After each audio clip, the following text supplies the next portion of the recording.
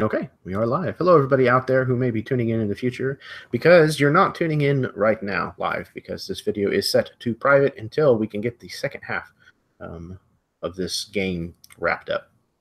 So tonight we are back with session 4 for the Inquisitors side of this Harbinger campaign, the Inquisitors Toll. Harbinger, if you do not know, is a science fantasy setting that was put together by the company The Absolute Tabletop. So you should definitely go get in on a playtest because that's going on and it's super awesome. This takes place in a setting within the setting that I kind of created called Chrome City, kind of 80s Blade Runner, neon noir kind of thing. And we've been having a lot of fun in it. So before I finish all of that and we get this ball rolling, I'm going to toss it over to my 3 players here, and hopefully the 4th will join us before we're finished with that. So first up, we've got Karen. Hello, everyone. I'm Karen. I'm about to play Ivory. She's a shredder and having a lot of fun. Well, not really. Not now. But we're looking forward to this game. Excellent. Yes, I'm very, very happy to be reaching the end of this story. Not the end of the game. That part does make me sad, but the end of the story I'm very pleased to be getting to this evening. Next up, we've got Chad, who would normally be the other Chad, but right now, he's the only Chad. I'll take it while I can get it. I'm Chad Smith, the other Chad. Join us over in the Absolute Tabletop group if you haven't yet, so you can join in games like these, or maybe even run your own. Once again, try out Harbinger. It says playtest. That might be a discouraging word to some people. That just means that the game isn't a product just yet. Anyone can playtest it. For the most part, you just need to sign up. No cost to you or anything like that. So don't be daunted by that. Give it a try. I will be playing Elias Rennick. He is an Inquisitor in this group of Inquisitors here. I'm going to go and see what Jeremy's going to throw at us. He's probably going to try and kill us if we don't kill ourselves first. So let's try it out. Let's have some fun. Absolutely. And I have it on good terms that Elias was just recently rescued from the iron grip of a dismembered lord miniature. All right. Last but certainly not least, for the time being, we have Alan. If I can hit that mute button. Hi, yes, my name is Alan, and I am excited to be playing in this setting, Jeremy. I love it. Loved it when you first ran it. I don't think I'll ever be as shocked as that first game that you ran with the mohawk and the glasses and everything. that will always be a favorite moment for me watching that. But I do love this setting. I love what you've done with it, and it does give me that noir Blade Runner feel to it. I'm just really excited to see how the conclusion ends, and I'm ready. I'm ready to play. I've been waiting on this, so let's get started. Excellent. And yeah, hopefully the other Chad will show up here shortly. Maybe once we get to the introduction and everything. And we're going to get this party started. Why is my music not playing? That's a faux pas. Hold on. That has to be remedied. Okay. So, yes, you should be able to find the descriptions. No, I do that every time. You should be able to find the link in the description to the channels of Alan and Chad Nick, who will hopefully be joining us soon. They should be down there. The only reason the other two do not have links is just because I don't think they have channels yet. I'm hopeful. Yet. Okay. So we have covered all the bases, I think. Do you guys have any questions before we get started? Nope. What's your favorite animal? My favorite animal? I think you asked me that last time. I thought it was color last time. Maybe it was color. Maybe. But I'd It have to was say color. cheetah. Yes, I'd have to see the cheetah. World's fastest. I was always fascinated with cheetahs whenever I was younger. It's an animal that can move that damn fast is incredible to me. And I don't even like cats, which is really weird. So there's that. I'm a dog person. There goes half my followers. All right. So I think we've tried to kill as much time as possible. Let's get this party started.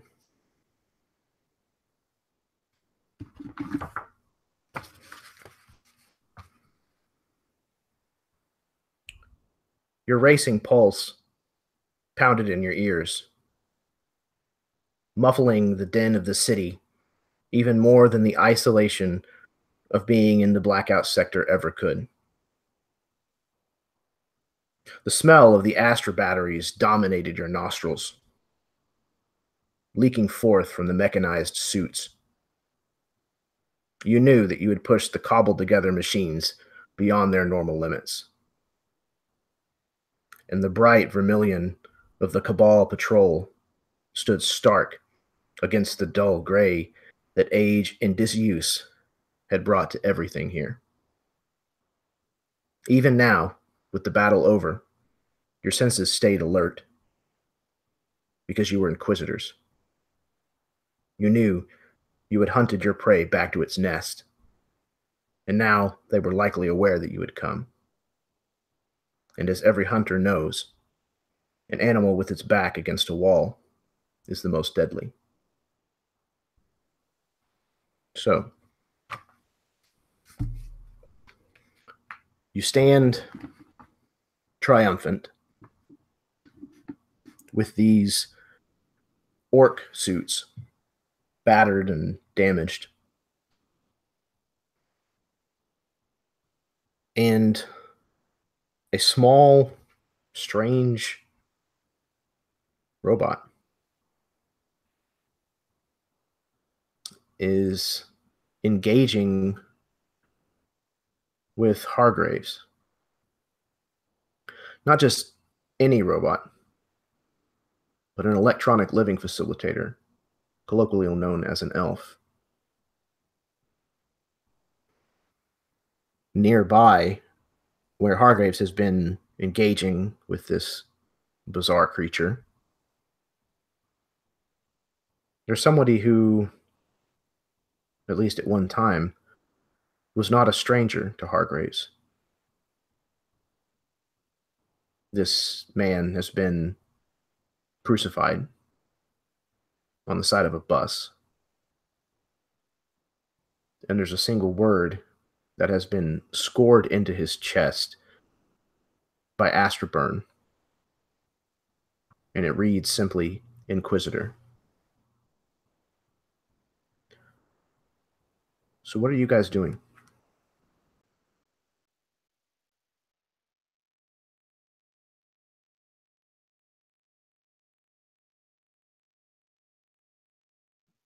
I think Hargraves is.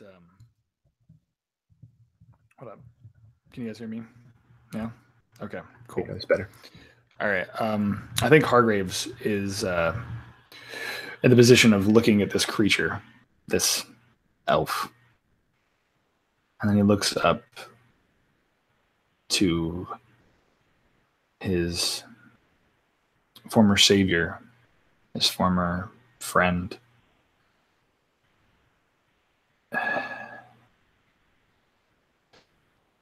And he looks back to the elf. You know where I can find them. You know where I can hunt them. Kind of stares at you for a minute. This camera mounted head kind of turned at a slight angle as the lens kind of corrects the iris kind of opening and closing. And then it slowly kind of makes a nodding motion with its head that's kind of jerky when it has a little, the sound of servos as it does so.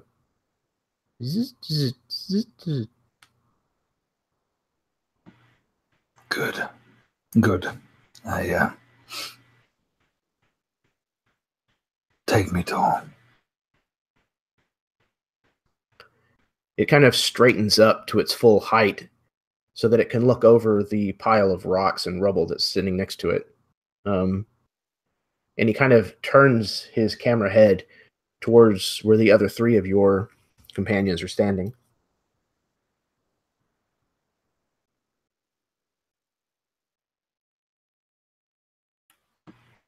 I look in that direction. Are the orc suits still functioning, or? They are for the time being. Okay. A lot of them just simply have like astra leaks and things like that. They're not doing well.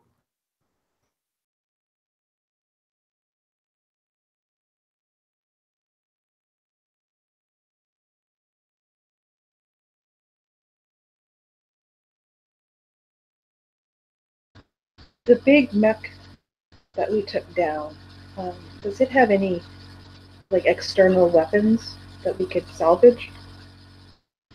Quite possibly. It has a large caliber machine gun on one side, and it has a missile launching, I guess you'd call it a silo, mission holder, on its other side. And I think it fired, I want to say 2 of the missiles. So that would leave, I believe, 6 of them remaining. Is there a, I don't know, like a big truck in the area? Like maybe like the size of a garbage truck or something that could possibly haul at least one of these suits? Yeah, I would say so. It might take a little bit of digging, but not much. All right.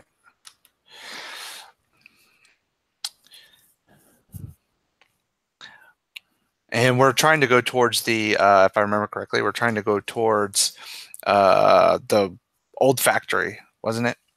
Or refinery or something like that?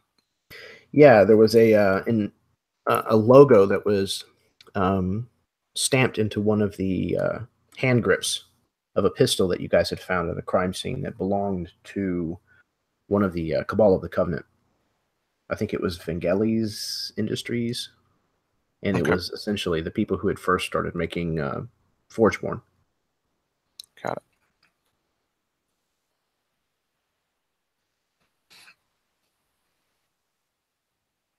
Could I attempt to repair anything that's maybe like less than superficial, something that's more detrimental to these suits? Yeah, you can basically make patches and stuff to keep them from immediately leaking out and that kind of stuff. And again, they definitely are functioning still. It's just you can tell that these things have sat here for a long time, and they're cobbled together. So it's tough to kind of keep the tech solid through the kind of abuse that they just were put through. But for now, they're rock and rolling. Hargraves, you have a lead for us. Hargraves comes stumbling back into the fray with the little elf robot by his side. This thing, he may have seen something that we could use. He says he knows where those damn bastards went. I say we follow him. And this time I'm not gonna hold back.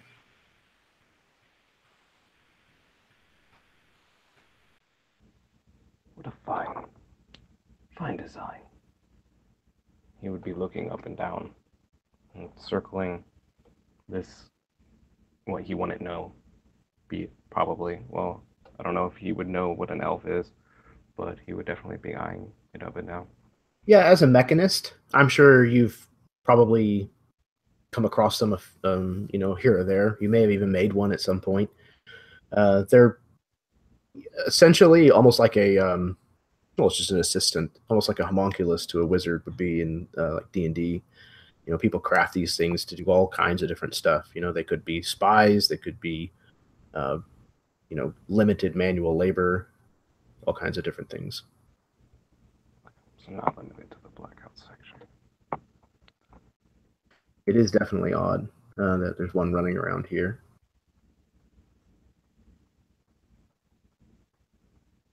Where is your handler?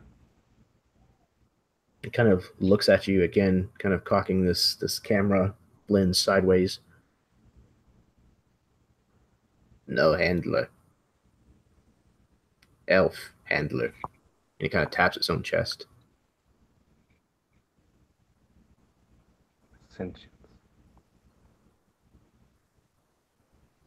Very well. We came here for a job. I think we should be executing it. You must lead the way then, my friends. It nods again, and then turns and starts walking, kind of at a quick pace, back towards the rubble that it had come out of earlier. Riker in the orc suit walks over to Ivory, points at the big caliber machine gun. You any good with that? Yeah, I'd probably be okay with that. He leans, he leans over and he just begins to like pull it off the other suit. And with the crunch of metal just kind of tearing and these little parts just kind of falling to the wayside, he walks it over, struggling in the orc suit, but he walks it over and he just slams it on top of this like big hauler truck and just sets it on top. So it just looks like, so it basically looks like a tank at this point, just kind of a big gun strapped across the top. Elias, drain the fuel cells from this suit, refuel Ivory's suit. Ivory, you're going to climb on top and you're going to man that gun in that suit. I'm going to drive this truck right into the front of that, into that factory.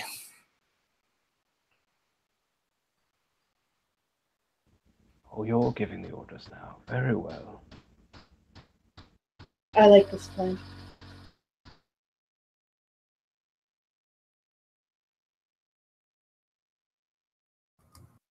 All right.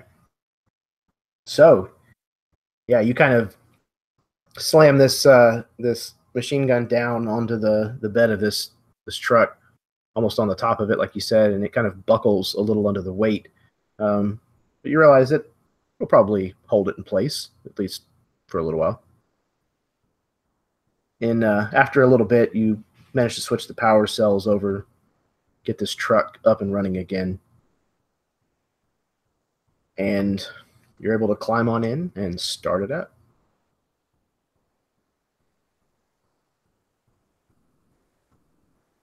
Okay. You follow Elf. It's a little tricky. He seems to want to go through most of the buildings and things. Obviously, it's a little harder to do with a dump truck and 3 large mech suits.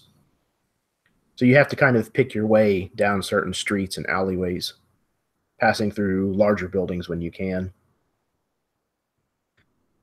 And it's eerily quiet here. The blackout sector being aptly named, there's no working electricity here. Everything is dark. There's lights from the city that are kind of diffused by the constant presence of the clouds in the sky, but it's hardly enough to do you any good, especially with the downpour. But you're able to follow him, and he seems to get ahead of you every so often, and then stop at a corner and kind of wait for you to catch up. And eventually, one of the points where he's disappeared, you come around a corner and you find yourselves at a dead end. at least for the vehicles and hardware that you're currently walking around in. It doesn't look like you're going to be able to get any further except on foot.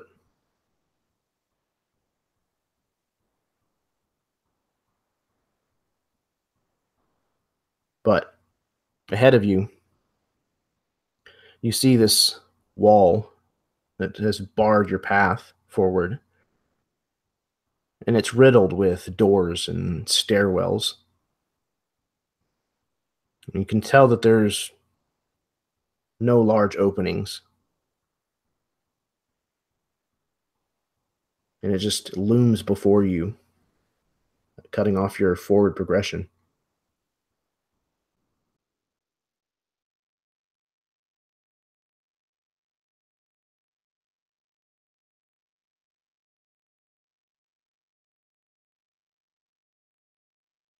I think Hargraves looks at the. I mean, obviously, we've sort of been able to make our way into this catacomb, right?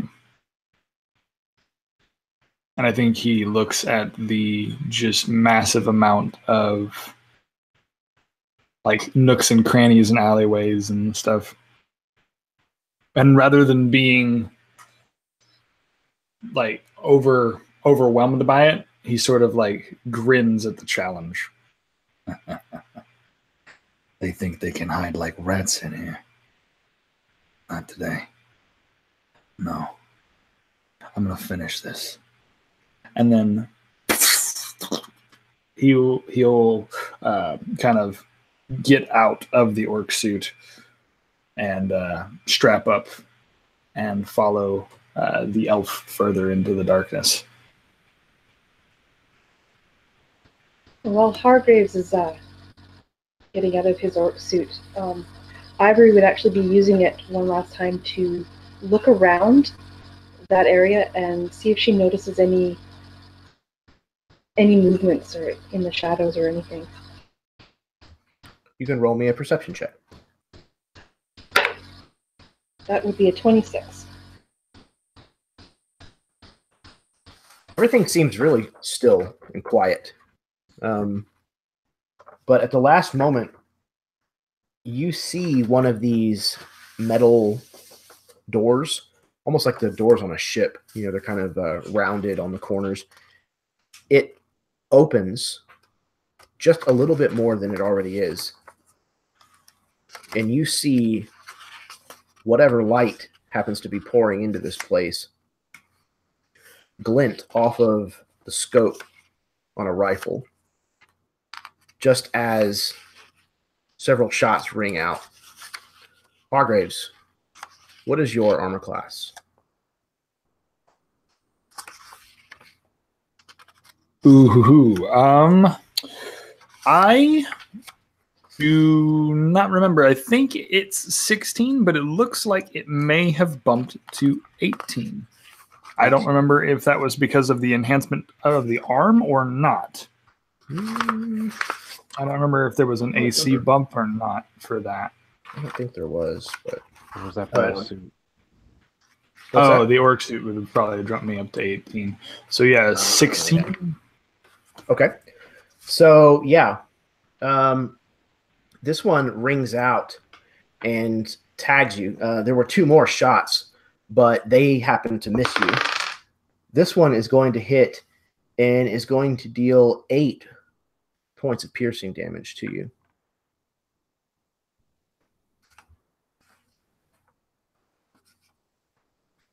The one time Hargraves makes a rash decision based on his emotion and not thinking clearly. He steps out. He has his carbine locked and ready, and he starts looking around with the elf, moving forward, like completely unafraid, unaware, just driven by adrenaline. And at that moment, out the other shoulder, a bullet just rings through and a spurt of blood comes out on the other side. Son of a bitch! Fuck! Oh, you shot my shooting arm, you son of a bitch. I'm gonna kill you. Where are you?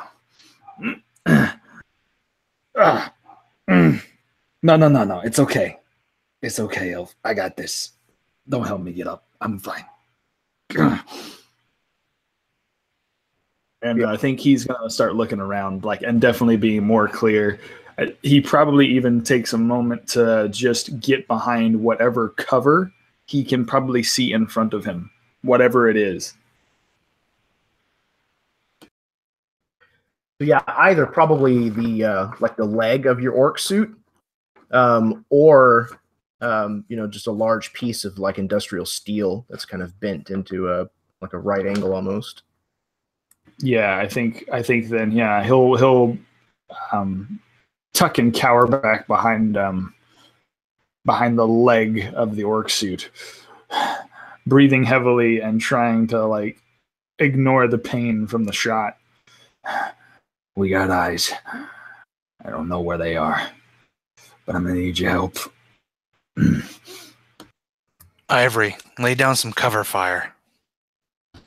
That's exactly what she was going to do. As soon as she saw that scope glint and the shot spring out, she would open up on where she saw it. Excellent. So go ahead and roll me some attacks. It would be... Well, actually, it's a minigun. So, yeah, go ahead and roll me one attack, a dexterity-based attack. And we'll use that to set the DC against what they're going to have to roll for. So that's a 17. Okay, so they're going to have to roll to beat DC 17.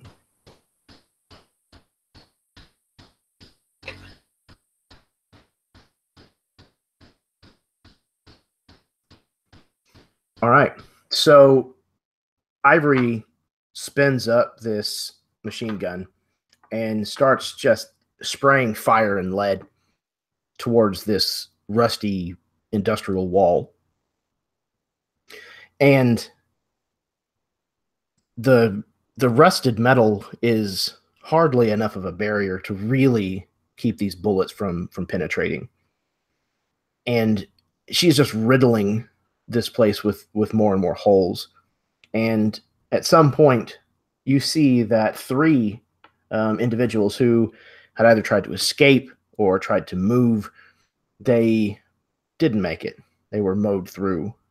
One of them even, dramatically tumbling over the highest railing and falling to a certain demise.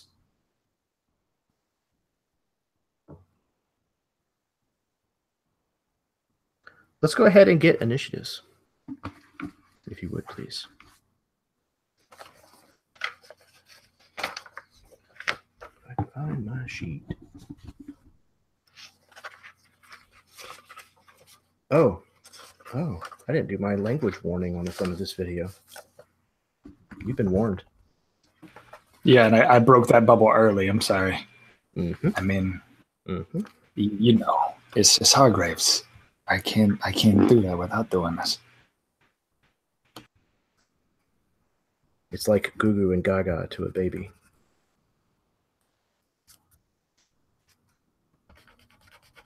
All right. Let's see what we got here. I just realized it's kind of hot in my room, and I almost asked you guys if y'all were warm. Just to make sure it wasn't me. Yeah, it's been a long day. All right, we've got Hargraves with 16. Nope, that is not Hargraves. What the hell am I doing? Riker with a 16. Ivory with a 14. Hargraves with an 18. What do we have from other chat here? 10. He's got 10 digits. All right. Let's see when these things are going to go. They're all making fun of me. Jerks. Okay. Hargraves, you are up first. Yeah. So Hargraves just pissed off that someone would be able to get the drop on him. Not today. I fought too damn hard and too damn long to have that happen to me again. So he is going to try his hardest to take a shot up at the balcony, see if he can get a clear shot at the nearest sniper that tried to take him out. So that would be okay. I just want to make sure I had the right one name. Yeah, you are using. I'm going to be using my my carbine rifle with a wraith with my. Well, I wonder, do I still have access to that wraith muzzle? Because I think I gave that to Ivory would have given it back to you after the bar. Okay, yeah. All right then, yeah. So yeah, he definitely takes a minute, screws on the wraith muzzle to make sure it's nice and quiet when he fires it, and he hunkers down. Probably had that done. Yeah, he's probably already had that done, ready to go. Yeah. So he's gonna try and take a shot at one of them that he can see within range. What is the minimum range on that? Short range. Shoot, give me a second. I'll look it up real quick. It may not matter. Most of the guns have a pretty decent range, but just in case. Okay. Just in case. It is equipment. My carbine. 210 long range, 70 feet short range. Okay. It takes two hands to fire it, but yeah. Yeah, I would say it's definitely within that 70 feet, so you don't have to take disadvantage on it. Okay. So then, perfect. That will be a. There we go. 20. All right. So, despite the fact that this guy has significant cover behind one of these partial, walls that he's kind of leaning out from behind, you have no problems threading the needle and just popping this guy. So go ahead and roll your damage. And just so I remember, it's the D10 plus the dex modifier, right? If it is a D10 damage, yeah, then yes, yeah, you get your dex modifier to the damage. Perfect. Then that'll be a 13 damage, as this bullet just bullet for bullet, like trying to play tennis back and forth with bullets. If he's going to hit me, I'm going to hit him back. And paint us a picture, because that's enough to kill him. Yeah. All right. That's perfect.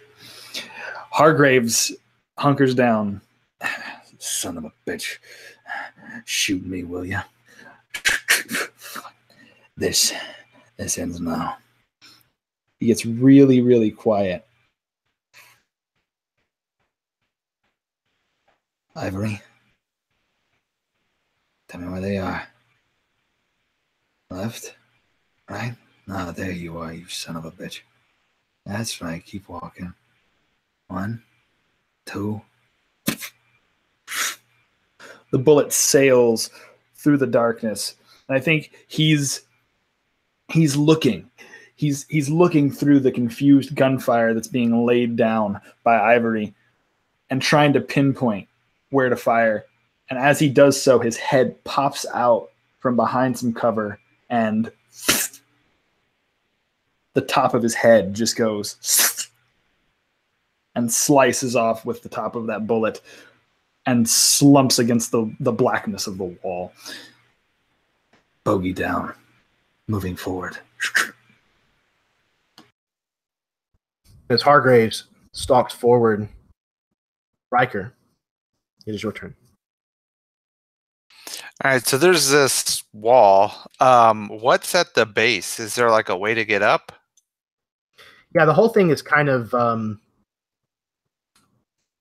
switchbacked with like these staircases and these catwalks that kind of run the face of it. So where you are, there is another staircase that descends to the floor. So you'd basically have to just make your way up flight by flight, depending on where you're trying to get. Okay. Is there anything else at the base? Doors or anything? Not on the first couple of levels. Okay. I would say probably 3 on the third level is the only place that you've seen a door that's at least open. There are a few doors that look like they might be rusted shut, but you could certainly try them. Okay. Well, I think what I'm going to do is I'm going to drive the truck forward. I'm trying to get it as close as I can so that we still have cover from anyone shooting down on us. And then, of course, that'll bring Ivory closer so she has a better shot. So that'll be what I would do. Okay. So you're just going to basically like pull the grill of the truck like right up to the wall? Kind of thing? Try to get it just kind of like right up on there so we have some cover when we have to take those first couple of take that first stair. Okay, sure thing. All right, so this truck kind of rumbles forward, kind of echoing in this enormous metal chamber that you're in. And it kind of powers down as as Riker gets to where he was wanting to get. And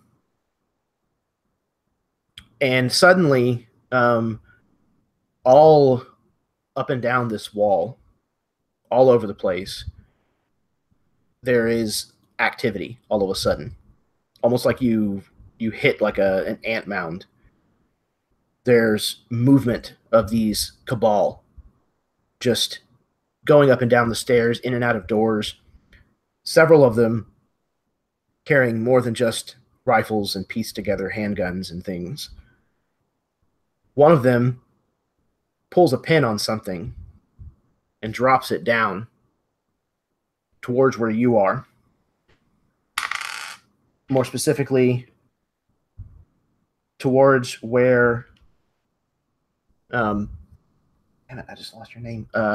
Elias, where you are. You are still in a mech suit, are you not? Okay. So, you are going to need to make a dexterity saving throw. As this grenade clank, clank, clank, clank, and like rolls basically right to your feet.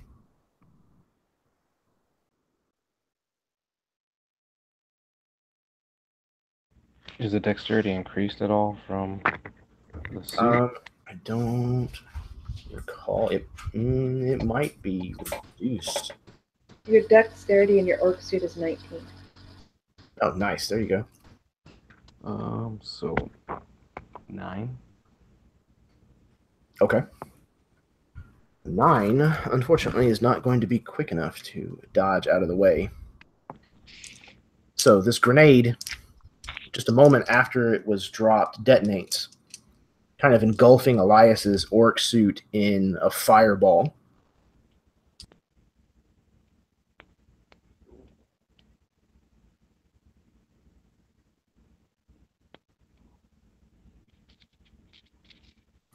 Okay, here's a second.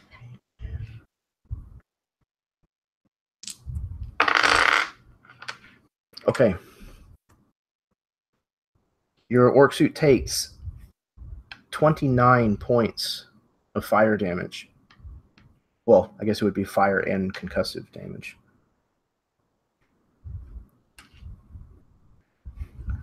So this thing kind of rocks this room for a moment, this large, expansive chamber, as the concussion kind of bounces around in here a bit.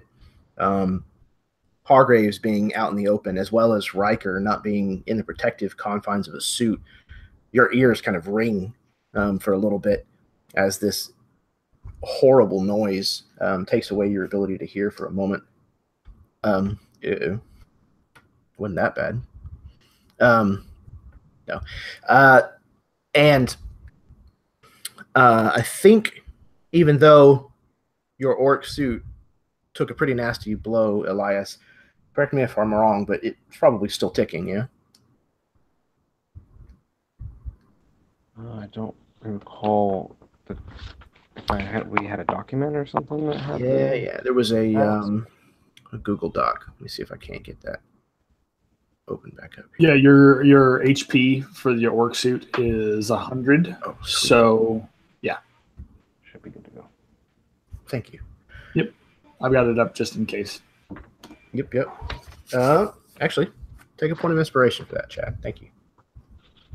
Gracias. You helped out the DM.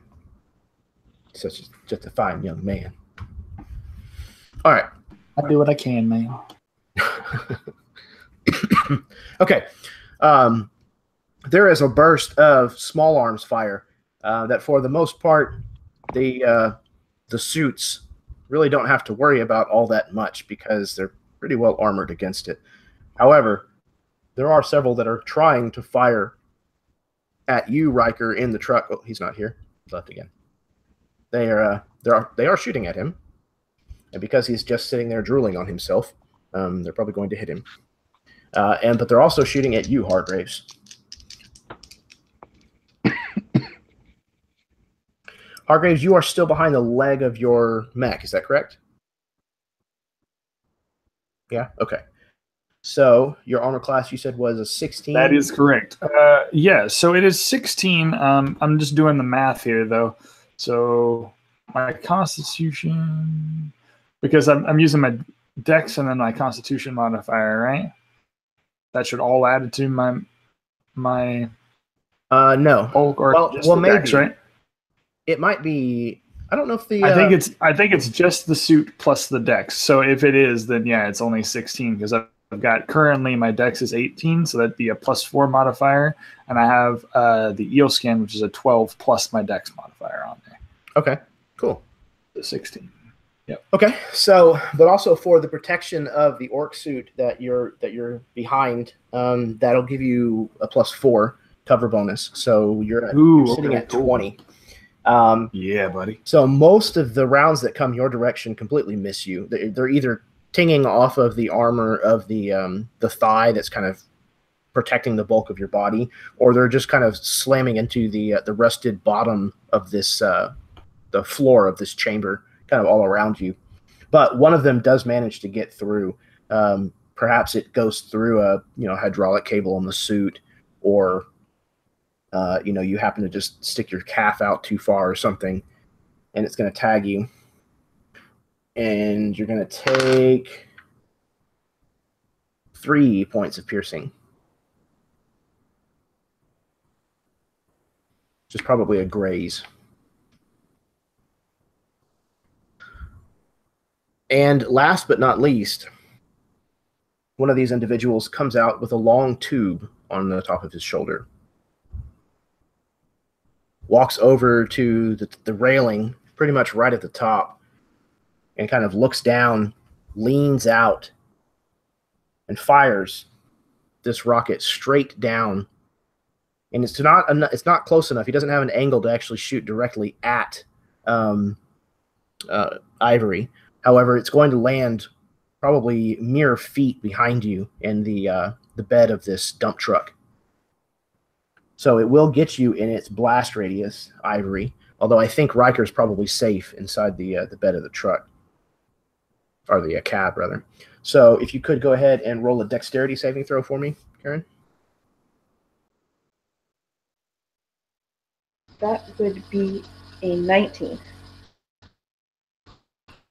A 19. Okay. That will be good enough. Oh, you'll get a bonus, actually. So, yeah, even still. You beat it and then some. So you'll only take half as this thing explodes when it makes contact with the ground. not that far from you.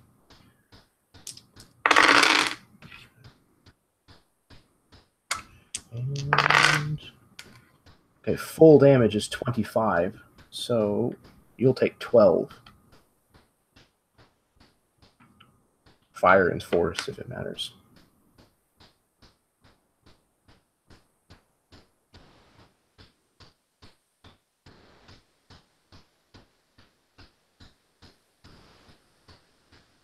Okay. Oh, a grenade, several small arms fire, and a rocket now have gone off. Oh, some of the small arms fire was headed towards Riker. Riker, what is your armor class? Do I have cover from the truck? Yes, you do. 16. Okay. So it starts at a 16, and then plus 4 is a 20 as well. No. It's a 4. Sorry, I was adding 2 for coverage. No, my armor class's base is a 14. A 14. Okay, so it's an 18 right now because you got quite a bit of cover. These guys are shooting almost straight down at you. Okay. Okay. Yikes. 2 of them don't know what the hell they're doing, apparently. The other one missed, not by much. And the 4th, however, his bullet apparently passes straight through the sheet metal that forms the roof of this dump truck and might hit you in the thigh, probably. What is with that? 3 points of piercing damage. As this thing was slowed significantly, passing through the metal. Okay. That is their turn. Ivory, it is now your turn. So Ivory's going to turn that machine gun onto those guys that are shooting at Riker and Hargraves. So there's a bunch of guns coming out. Yeah, absolutely. Yeah, she's going to target those guys. Okay. So yeah, she'll kind of be able to do like a kind of a passing spray, if you will, to cover a wide range of them. So go ahead and roll your attack. We can determine the DC again. That's an 18. Ooh, buddy. Okay.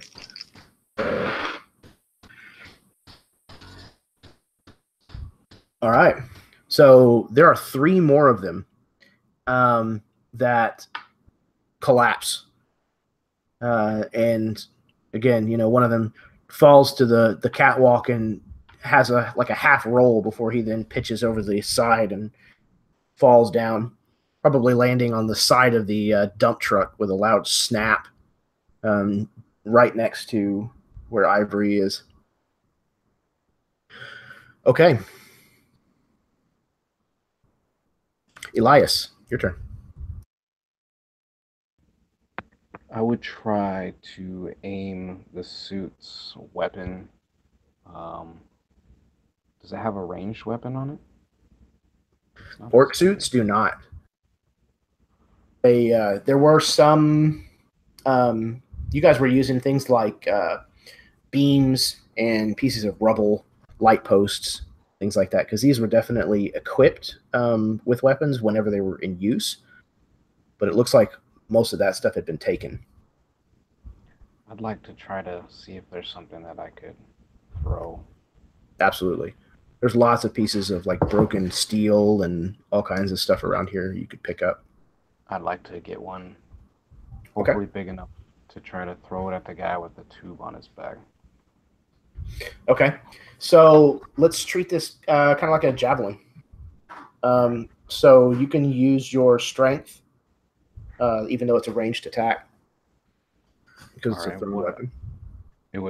Their dex was 19. I'm not sure what their strength is. I think their strength was 22.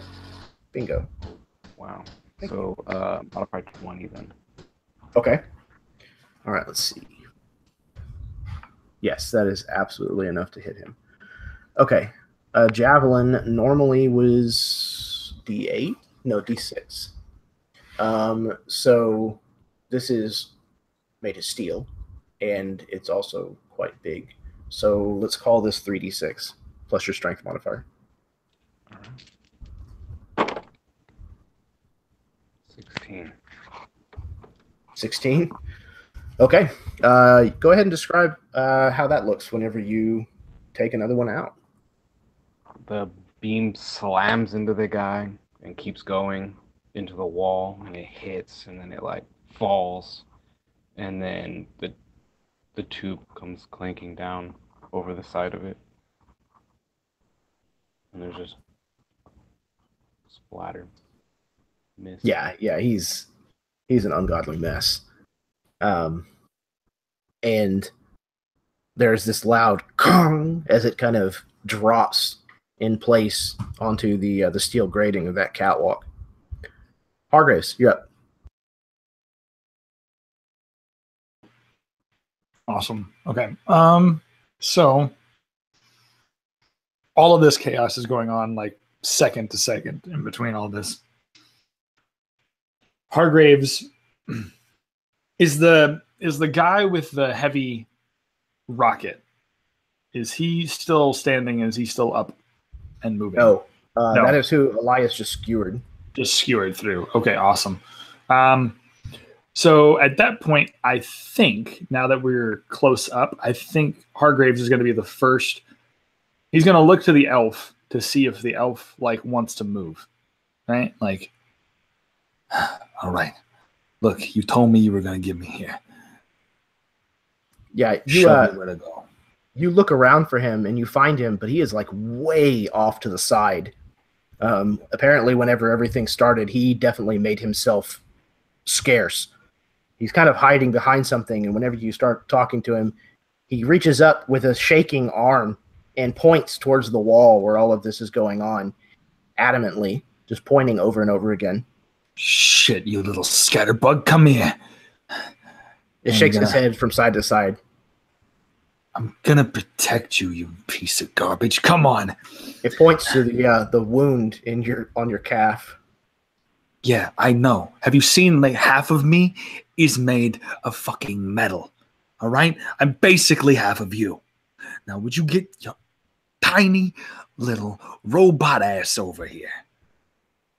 Kind of starts to shake his head and then kind of stares at you for a second and then drops its camera face kind of downward towards the ground and kind of starts to slink over towards you. Don't do that. Don't do that, kid. Come. All right. Kicks like a small rusted bolt on the floor. All right. Look, I'm sorry. I'm sorry. Do you realize we are in the heat of battle right now? I ain't got time to babysit a little bit. I almost called you a little bitch. I'm sorry. I almost called you a little bitch. I'm sorry. That was rude of me. But I got bullets, I got guns, and I got grenades firing everywhere. I ain't got time to babysit no robot. Loud. Right? Yes, very loud. All right? I understand that. Now I'm going to ask you once. Tell me where they are. Point them out. That's all I need you to do. Yes. Cabal. And it keeps pointing at ones that are shooting. Hey, one eye. Look at me. Stare right in my gob, okay? One eye. Look at me. I need your eyes, all right? You can see better than I can, probably. Actually, never mind. I didn't think about that. You and I need to work together, all right? We're going to spot these people out as much as possible. Call them out. Let the others take care of them. We'll go, you and me, we're going upstairs. None of this you hiding down here and me losing track of you. You understand? He kind of looks out from behind the protection of the other leg of your orc suit and kind of looks back at you and shakes its head again. Cabal. Right. Yes. Do Cabal, you want loud? Yes, Cabal, very loud. I am meant to be here to protect you, and I'm meant to get something out of this. All right? I want something more out of this. Elf, follow non-Cabal. Yes, you will follow us. As non-Cabal, you will follow us. That is a good idea. Now, I'm going to extend my arm one time. Look, I'm even extending my robot arm. I am giving you a metal arm. Now, this is my one offer. Otherwise, you can hide behind that little metal leg, and I'll come pick you up later. Arm too big. Elf no use. I'm literally giving you the shirt off my back, kid. And this is how you treat me. Fine. Fine, I'll do it myself. Piece of garbage. And he, at that point, I think I am going to use... let's see. I have a trait here called... if I remember correctly, the Hunter's Instinct. I am going to use it to try and move stealthily up the, up the I guess wall, or the staircases. I'm going to try to move up and track them and kind of be able to see how many I can spot. And I'd like to call them out and do like a called shot sort of situation, kind of pointing out where the rest of my companions need to shoot, if that is possible.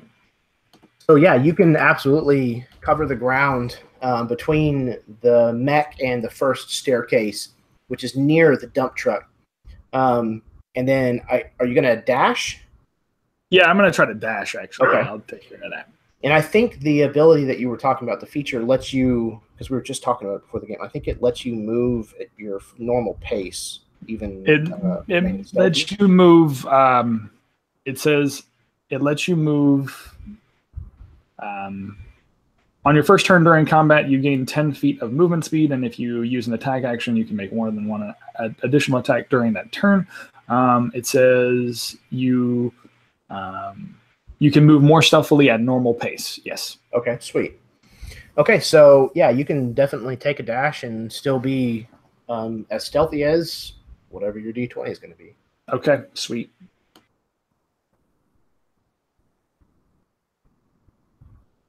And as Hargraves kind of takes off across the open space, using kind of the lull to dash across the openness, you see this elf creature right on his heels, just kind of running along as best it can. Those servos just going. What'd you get, Chappie?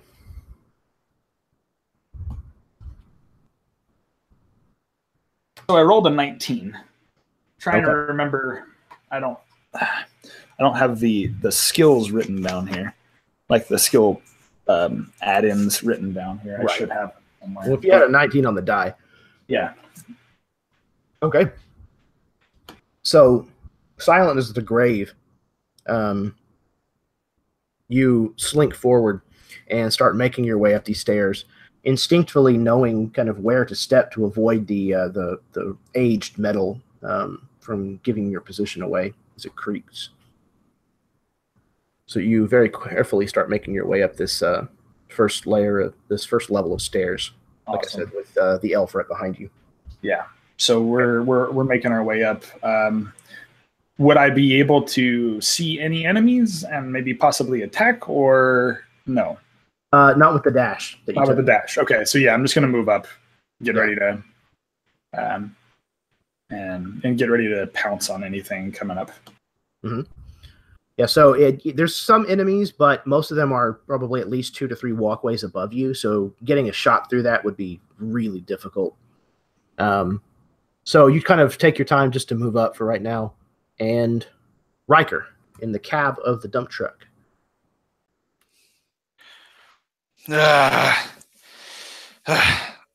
Looks around. Just takes some sort of cloth or something that he could tie around his leg, staunch the bleeding coming out of his thigh from the graze that he took. He sits up, pulls out his handgun, and just kind of opens the door of the cab and sticks his hand out and lays some cover fire. Clap, clap, clap, clap. As he maneuvers up on top of the roof of the cab, and he's going to kind of like just basically leap forward and try to grab on to some side railing so that he can basically skip that first, I guess, level and go into that second floor. Absolutely. Okay, so yeah, you kind of clamber up onto the roof of this thing. You know, that kind of thump, thump, thump, it kind of making under your weight of your boots, and then you kind of take a step back, take a running jump. So go ahead and roll that athletics. All right, that is a 19 athletics check. Like a gazelle, you make the jump across the gap between these two things and throw both of your arms forward kind of over the topmost railing and kind of slam up against it for just a second. Once you catch your wind, you're able to kind of throw your leg up and over, and now you're on the walkway. As you kind of see Hargraves coming up a set of stairs, it's maybe 30, 40 feet from you. All right. Do I see anyone else? Like I said, there are some people above you, but Okay. there's several layers of the catwalk that are kind of between you, so it'd be really tough to shoot anybody. Got it. All right. Well, my goal was to get on the scaffolding here, so here I am. Excellent. Okay, it is their turn. They, without a target for small arms fire, they kind of shoot uselessly at the two mech suits that are still kind of stalking around a bit. And it just kind of pings off of your armor here and there. There is no more rocket launcher that's active, as that is laying on the floor now. There is still some grenade action that's going to happen. All right, so 1 grenade apiece. So if both of you could give me a dexterity saving throw once again, please. That would be Elias and Ivory. 21. 9.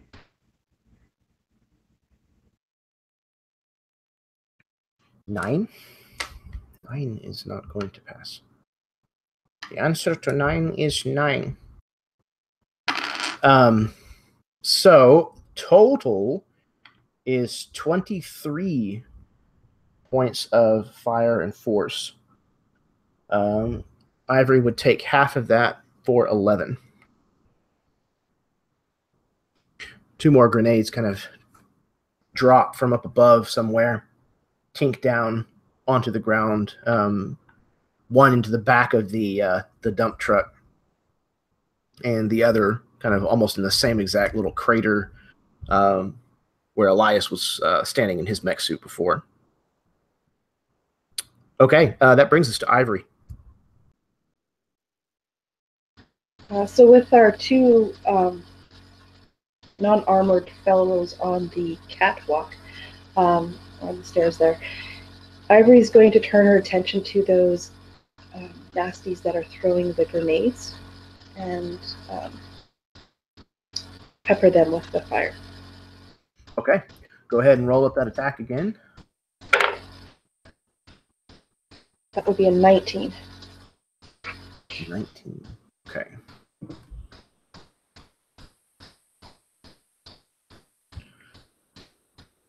Okay, that managed to get both of them that time. So 2 more guys just kind of go down in this hail of bullets that is almost non-stop from the back of this dump truck where Ivory is just laying on the trigger. Elias, you're up. Is this opening to these catwalks, is it large enough for the suit to fit through at all? Catwalks you can see. They're kind of exposed on one side that you can that you're facing. But most of the doorways and stuff that actually pass through this wall are man-sized. You can see a couple of larger round openings, but they're definitely not big enough for these orc suits.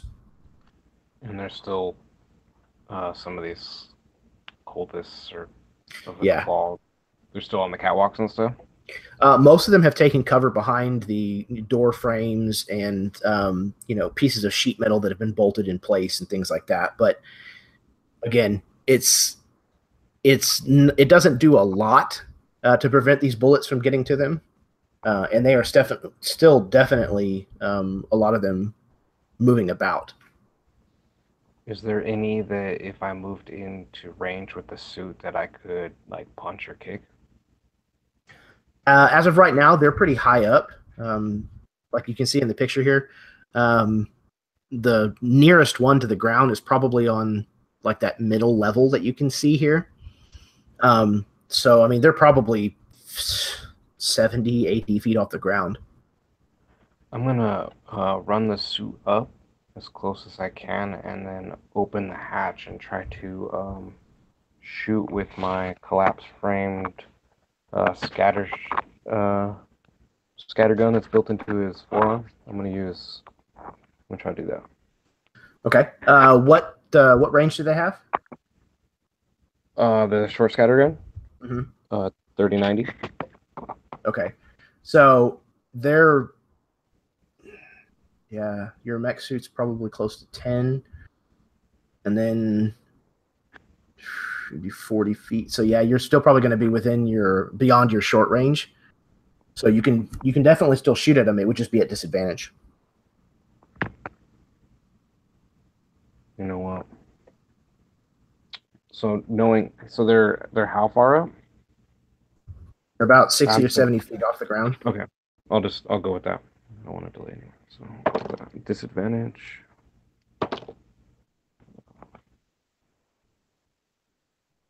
So 18. Yes, even with the cover bonus that they have, that is still enough to make contact with one of them who was just too careless. Go ahead and roll your damage. 7. So this is not quite enough to actually kill this guy, but he is on the ground, writhing around in pain as you shoot more like buckshot, where it scatters. Yeah, pretty much, yeah. So yeah, these pellets just kind of pepper this guy, and he drops to the ground, not knowing where to start with trying to soothe this pain, as it's just all over his body. Okay, that brings us back. Oh, sorry, go ahead. No, that's fine. I was just gonna try to have the hatch, try to still be good. I don't know how it opens, sure, but I assume that it'd be kind of like above me somehow still. Yeah, it probably lifts up like you just showed. So yeah, you're kind of leaning around it to make this shot. So you're still having a little bit of cover. Okay. We're back to the top of the round with Hargraves. All right. So Elf and I are sneaking about, keeping quiet, keeping in the shadows of these catacombs, these like stairwells, and I'm gonna point upward, look up, look left, look right, very, very. Hey, do it. Come on, I know you can do it. I trust you.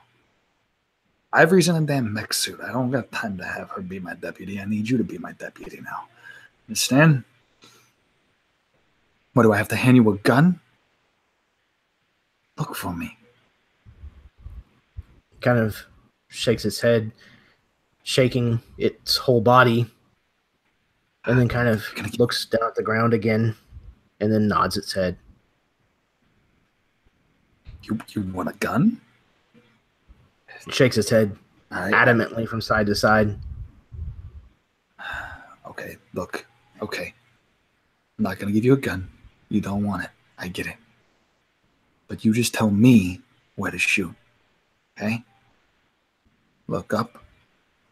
Look he looks left, up. Look right. He looks left. It looks right. It points to the door nearest and says, Elf, see? Elf, see. Right. Is the door closed? It is not. It's open. Okay. Sorry. 1, 2. And at that point, I would like to maneuver in front of the door, and if he says he sees something in there, right, that would be potentially an enemy, I'm gonna pop a shot off in the doorway. So the two of you both kind of jump out in front of this doorway. Elf kind of mimicking your movements in just a fragment of time after you. And it has its two hands pointed out, almost like, pew pew handguns. And you see two Cabal of the Covenant rushing forward towards this open door. They look very surprised to see you standing there. Yeah. Bring it on. And I think at that point, he whips out his carbine and just down the hallway. He's going to try to take 2 pop shots. One at the one on the right, one at the one on the left, basically just strafing the door. So he's going to move, try to fire both shots, and then get to the other side of the doorway where you can get cover again. Okay, absolutely. Go ahead and roll those up. So that's going to be, that's going to be a 22 to hit. That first one will absolutely hit. Okay. And then, okay, so 16 plus 9. That'll be do math, Chad. 25 to hit for that one. Yes. Also okay, hits. So that's going to be, I was doing the damage rolls. 6 plus 5. Doing math. Hold on, give me a second. I'll do the math real quick, and then I'll give you the number in the chat. Sure thing. Okay. So Hargraves releases these 2 shots, one in rapid succession after the other, and more than likely, at least gravely injuring both of these members of the Cabal of the Covenant. And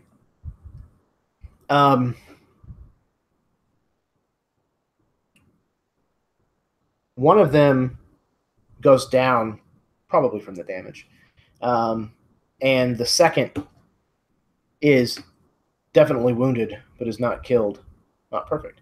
Yes, one of them is killed outright, probably between the eyes kind of situation. The second one gets hit in the lung and starts to go down, but is raising his weapon. And then all of a sudden, there's kind of this noise from Elf as these 2 really thin wires shoot out from the ends of his fingers and hit this guy with like leads from a taser, and electricity just pumps through these little wires, and the guy goes and it just collapses to the ground. I really don't know what to say about that, kid. You're a damn taser guy. He puts both of his index fingers up towards his mouth and makes like a... Don't touch. Don't touch. You might short circuit yourself. Jesus. Yeah. No. Look. Good job. Good job. Let's keep moving. And as you move further into that space, Riker, it's your turn. Yeah, Riker channels Red Astra into his sidearm, and it glows with that magenta look to it as he pulls out a hand flashlight high beam and couples it under his wrist to support his grip, giving him the ability to see but blinding anybody who's going to come into sight. And he just begins to move down the scaffolding as he's trying to make his way up and he's going to attack the first target he sees. Okay, so your intention is, instead of to follow Hargraves, then to move a level up? Yeah, he's going to keep moving up. I mean, our goal is just to find an entrance or make it to the top? It's up to you. Elf was indicating that they were somewhere over here, just on the other side of this wall or something. Got it. All right. So yeah, I'm just going to be moving until, I mean, obviously anybody who comes into my line of sight, I will take down. But if I can get somebody out of the door, I'll try to take them down before the door closes. Okay. Yeah, so like you're coming up to the staircase that's going to take you to the next level up, and just about the time that you're kind of reaching the bottom, you see this Cabal kind of jump down from somewhere onto like the top step, and looks like he's going to basically do the thing where he puts a hand on either side of the rail and then picks his boots up and just like slides down, and he basically puts his hands down and then looks up and sees you, and he's given that moment of hesitation. Well, unfortunately, him, I do not hesitate. My attack is in the chat there. And it absolutely hits. And that is more than enough to kill this individual. So why don't you go ahead and describe that? Yeah, so he's at the top of the stairs there, and he looks like he's about to slide down. And he has that moment of hesitation. And in his doubt, my finger, almost like just muscle memory, collapses on the trigger, and you get that audible pop sound as it rings out, and he just comes tumbling down the stairs, lifeless. Yeah, you're able to step over his still body onto the stairs that he just came down. Start to make your way up. Did he have any of those explosives on him? Let's see. He did. He had one. I will take that. Yeah, you kind of pat him down just real quick, find it kind of in the breast pocket of this trench coat that he wears, and you're able to pull it out. All right. Yep. And then I just keep moving until I can find a way inside of this wall. Absolutely. Okay. It is their turn. There is only one guy that was engaged with what was happening on the outside still remaining. He is going to try to fire at Elias now that he's kind of opened his hatch. So, Elias, what is your armor class normally? 16. Okay, 16. And then you are going to have a +2 currently from basically hiding behind the dome of this mech. So he fires down at you, and it just off of the bulletproof glass of this dome, not endangering you at all. As of right now, you guys can definitely hear some more movement. The sound of booted footprints kind of ting, ting, ting, ting on this metal that seems to comprise this entire place. But as of right now, none of the rest of them are able to get to you. Ivory, you're up. So from my vantage point, there's just the one guy shooting down at Elias there. Mm-hmm. Correct. Okay. Can I hear where those that metal sound is coming from? Approximately on the wall. There's a couple of different places. You can pinpoint, one open doorway where there seems to be a lot of noise and shouting coming out of. We'll say it's on the floor that Riker is headed towards. Can I shoot at that without accidentally hitting Riker? Like, is it possible to aim at that spot? Yeah, I would say so. Okay. Yeah, you basically just make sure that the cone or the spray or whatever that you're doing is just kicked off to one side. Yeah, and I'm going to concentrate on that that door where all the noise is coming from. Okay, go ahead and roll that up. So that would be a 27. Holy hell. Okay. Yeah. None of them have any hope of beating that. So this, you concentrate this fire instead of pivoting kind of back and forth and doing a pass. You will concentrate it more or less like right into this open doorway, and you just hear that kind of wet sound when you know that you've hit something that's not metal, and you just hear that, and you hear Riker, you see one of the doors that you're kind of headed towards, which is now almost like metal Swiss cheese. There's at least 2 heads sticking out of it at ground level. There's a stack of corpses near the door.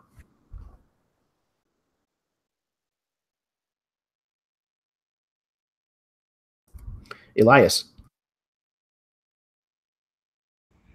I would like to move the suit close to a stairwell, and then reload my arm before having its arm move me close to the stairwell, so I can start moving up the flights to where the one that I know that I shot at. Okay. So yeah, you move the suit over there and then climb out, and you trying to jump like from the top of the suit to the level that you're kind of adjacent with. Yeah, if there's a okay, if it seems reasonable for him, then yeah. Otherwise, he wouldn't attempt it. Okay. It's going to require an athletics check, so I'll let you determine whether or not he thinks it's worth it or not. Is that aided in any way by the suit at all? It's allowing you to make a jump this high. Otherwise, you wouldn't have a chance to be able to jump up and grab it. Unless you had some kind of the old man would be that in the suit. He's probably feels like a spring chicken, but outside he's not that. He's gonna get down out of the suit then. And, okay. Start making his way up. Okay, so he kind of follows more or less where Hargraves and Elf had gone, going up that staircase. And you basically are going to be able to see them kind of duck into the room that they just entered. You probably see Elf do so. Okay. Hargraves, you're up.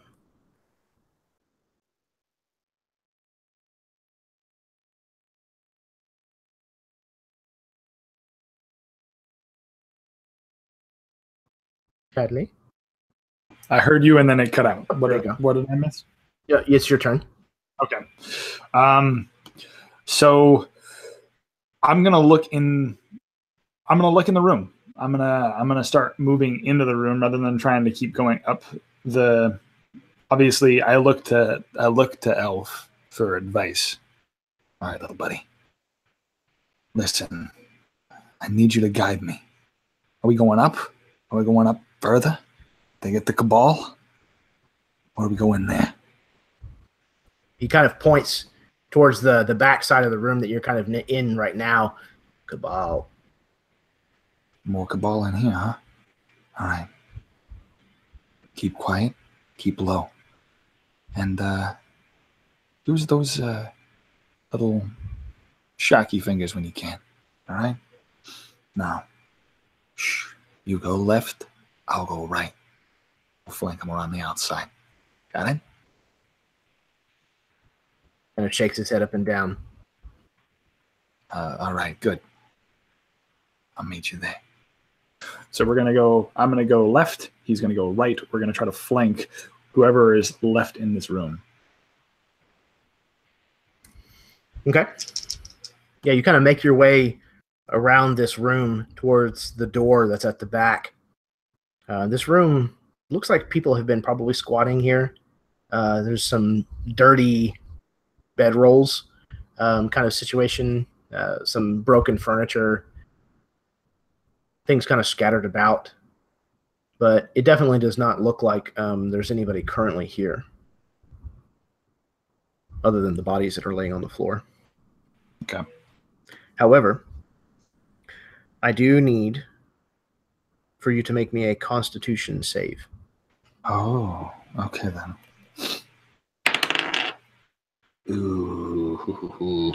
Let us see. Hold on now. That's gonna be. Ooh. 12? I think it's gonna be 12. Yeah. All right. Pretty sure. So you are actually able to kind of ignore the effects of this, luckily.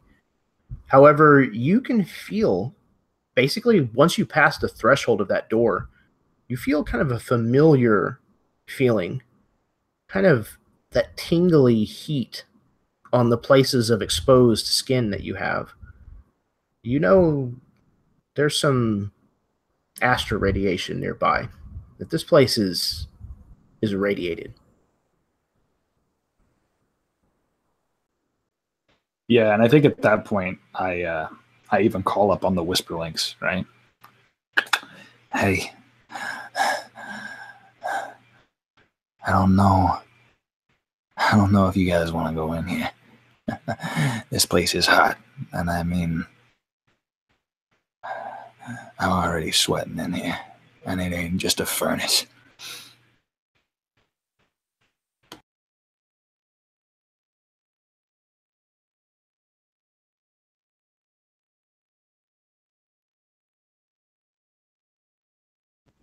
More like last we encountered.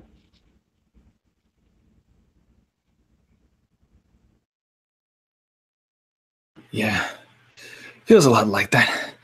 I'm getting that twitchy itch again. We're getting close. But I'm controlling it for now. Just get your ass up here, old man.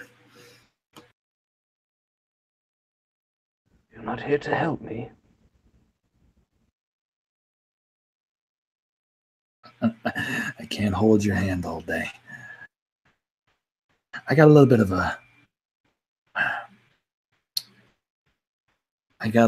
of a robot problem right now. Other than that, it'd be very difficult to manage both of you at the same time. Yes, this construct. I will be right there. Probably doesn't like to be called a robot. You probably don't like to be called old, but I'd still do it anyways. Oh. So the remainder of the Cabal apparently have decided against furthering the barrage on your party, as the battlefield has started to grow quiet. Aside from the groaning metal that is having to settle now that it's been weakened in several places, there's probably a couple of pieces that fall, making a loud collapse. But your group is able to regather, if you would like.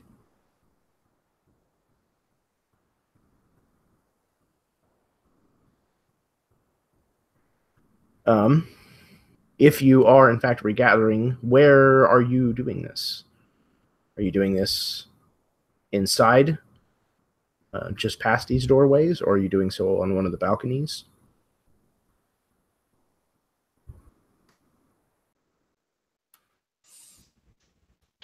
I think right outside of... Yeah, I would agree with that. Right outside the entryway. Okay. So yeah, the four of you have kind of gathered back together with this graffitied construct nearby. He doesn't seem to understand what the holdup is. He keeps pointing, Cabal, Cabal.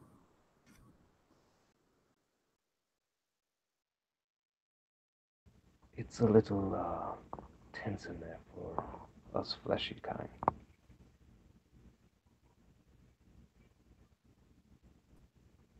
He kind of looks, tilting his head again, like he doesn't quite understand, doesn't say anything else.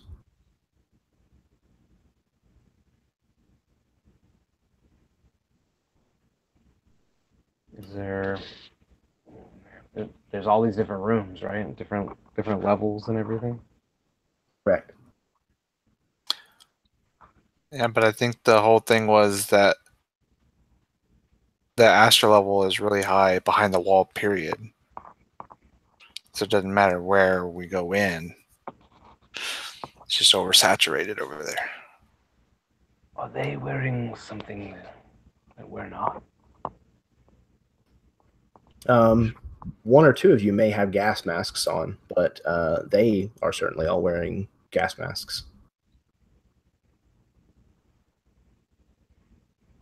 I forgot. Yes, instead of those bodies like falling everywhere, all of those would have been exploding into the Astra powder, like all of the rest of that you have come across.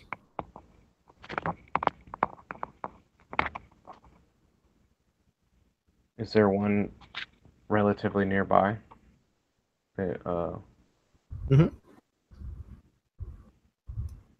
like to try to inspect it to see if it has. Well, I think he was just saying that it basically disintegrates into Astra. Their bodies do. Yeah. Their clothing and their belongings and stuff are still behind. Got it. Yeah. I mean, like a lot of their clothing and stuff is kind of like torn and blown apart. Gotcha. But the gas mask, especially because it's kind of made out of a heavier material, most of those have survived. Well, I guess we need to gather up for these masks. Maybe don on some of these torn up trench coats and stuff, kind of blend in if we can.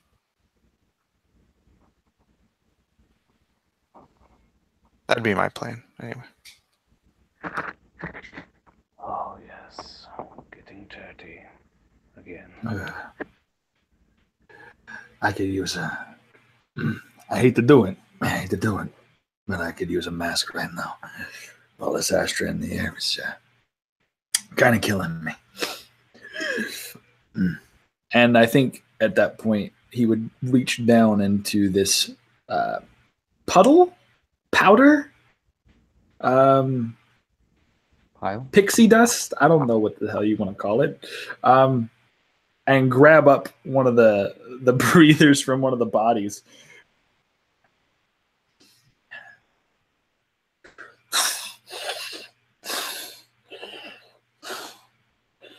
Okay.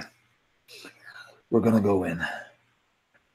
Elf, you with me? You turn around to find him, and he has one of these overcoats and a gas mask on. The trench coat trailing behind him.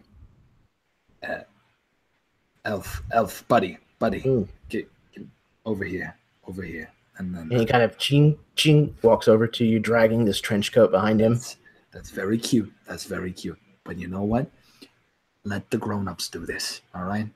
Look, you are a robot. Do you know what that means?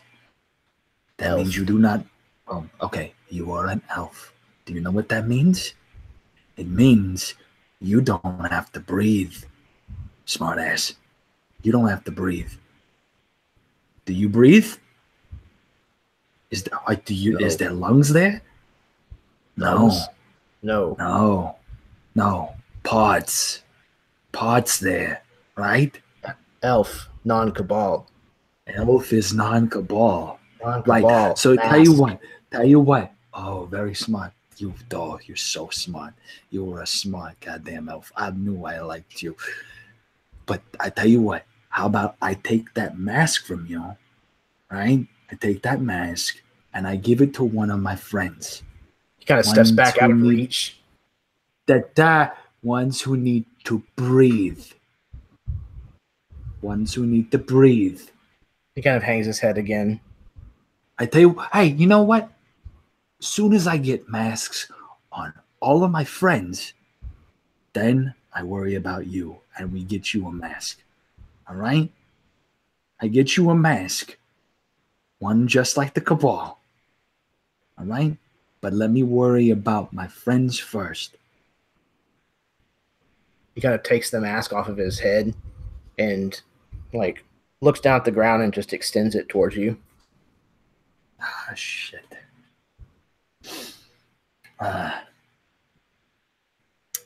Buddy, you're not helping. You're not helping my case. Yeah. Ah, Jesus. Yeah, just take it. Take it. Just put the mask back on. All right? Just put it back on. You damn adorable piece of garbage. Don't ever repeat that I said that. He looks right at Riker like, God damn it. Don't you ever repeat that I said that shit. You understand? I don't want Ivory finding out. I don't want none. The old man can't even know that. Do you understand that? Nobody. Yeah, Riker finishes putting on this mask and he throws over the dusty overcoat and this little, astra powder just kind of. He turns around as the mask comes in, and the little eyes glow yellow. If you two are done, can we get moving? Yeah, in this spot, I think Ivory walks in and is like, what's Ivory not supposed to find out about?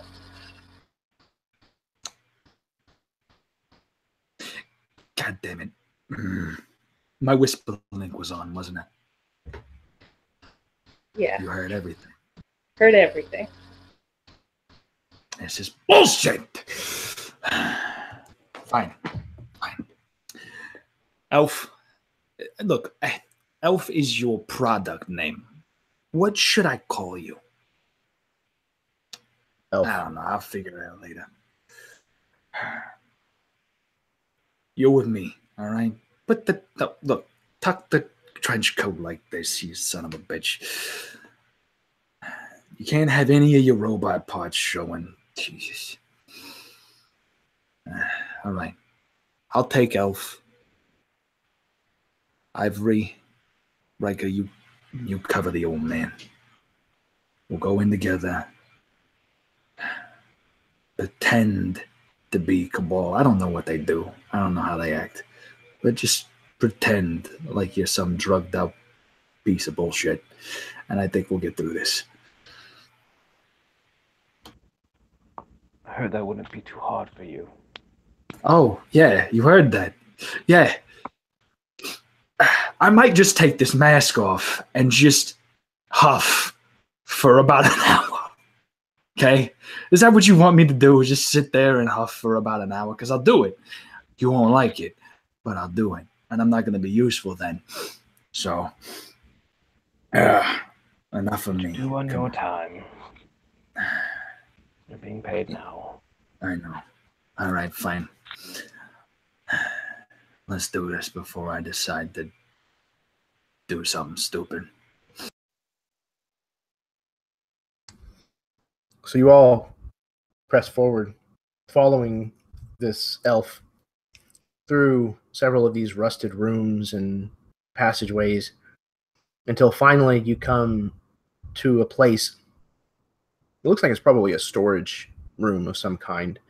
There's industrial-looking drums and crates and things kind of stacked and scattered everywhere, the contents of which are meager at best. You find a couple of skinned rats hanging up nearby by their tails. It definitely looks like they have been butchered to the best of someone's abilities.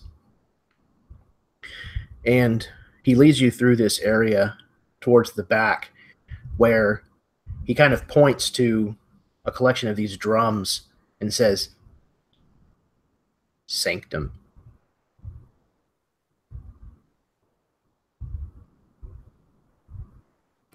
Sanctum? Consecrated. Sanctum. That's what they're calling it. Okay. Elf says this is the sanctum. I think we're here. It just sounds like it's his sanctum. No, this is... He said consecrated, which means... No, this isn't it. This is the core of the Cabal. This is what we came to snuff.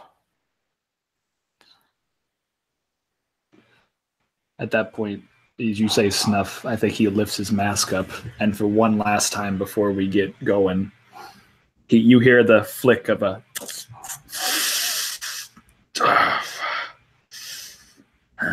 Gotta settle the nerves before we get in there. Hold on. Okay. Let's do this.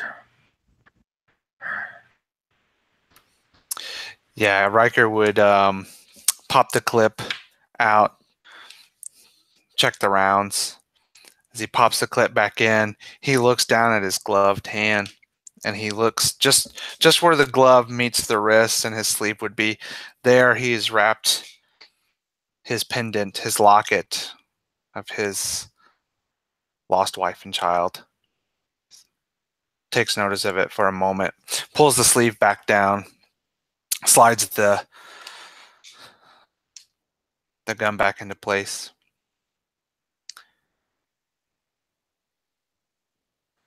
It's been an honor to serve with all of you. If we don't make it back.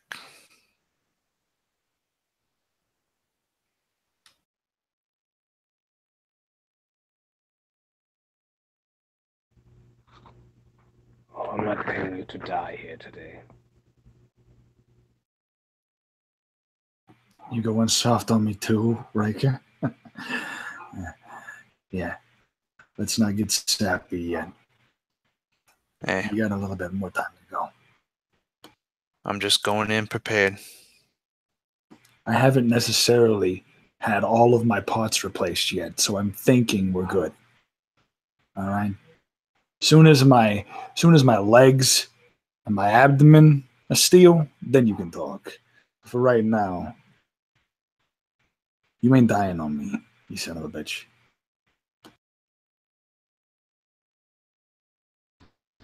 Did you say there was like a couple of doors on these barrels? No, it was just these barrels. That's just a collection of barrels kind of in the corner of the room. About 4 or 5 of them.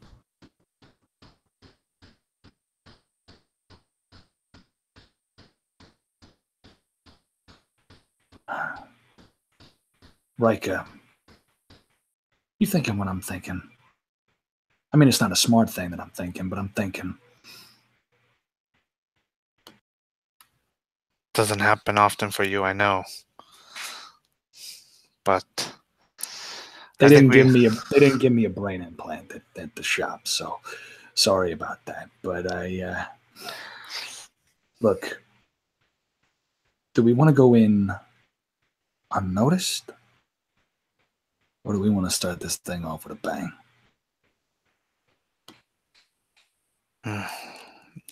You know me.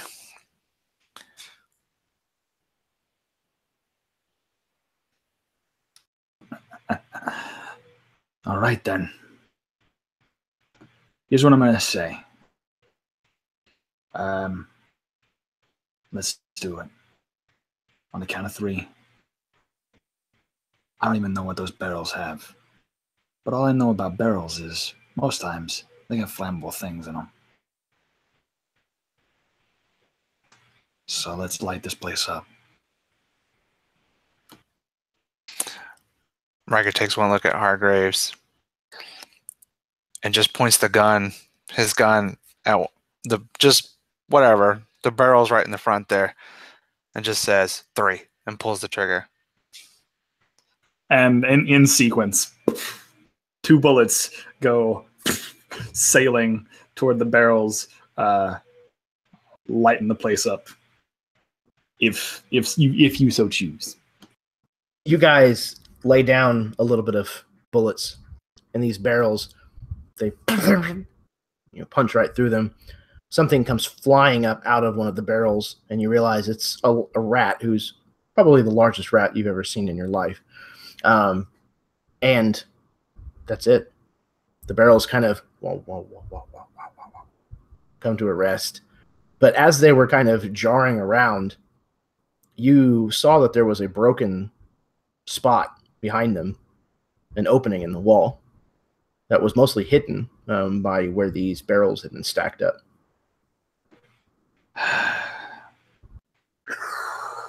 Well, that was anticlimactic. I'll be honest. Well, at least we found a rat hole, right? I don't make jokes here. Well, they didn't know we were coming. They know now.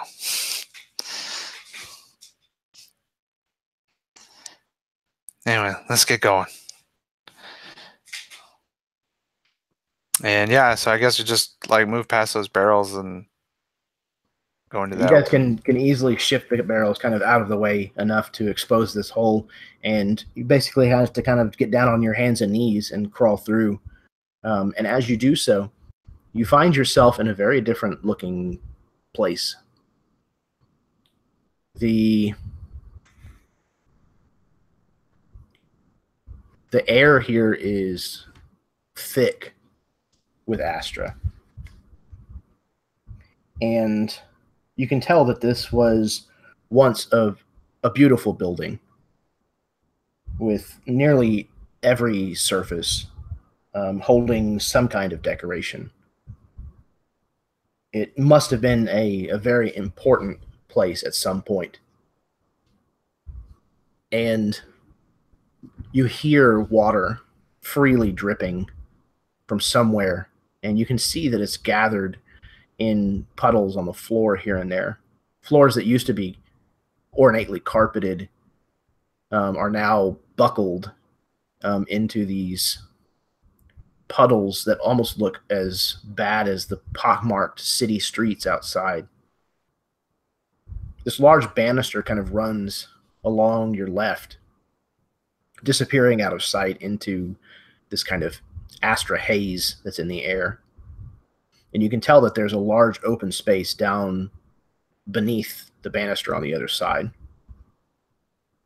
And you can hear speaking coming from somewhere up ahead.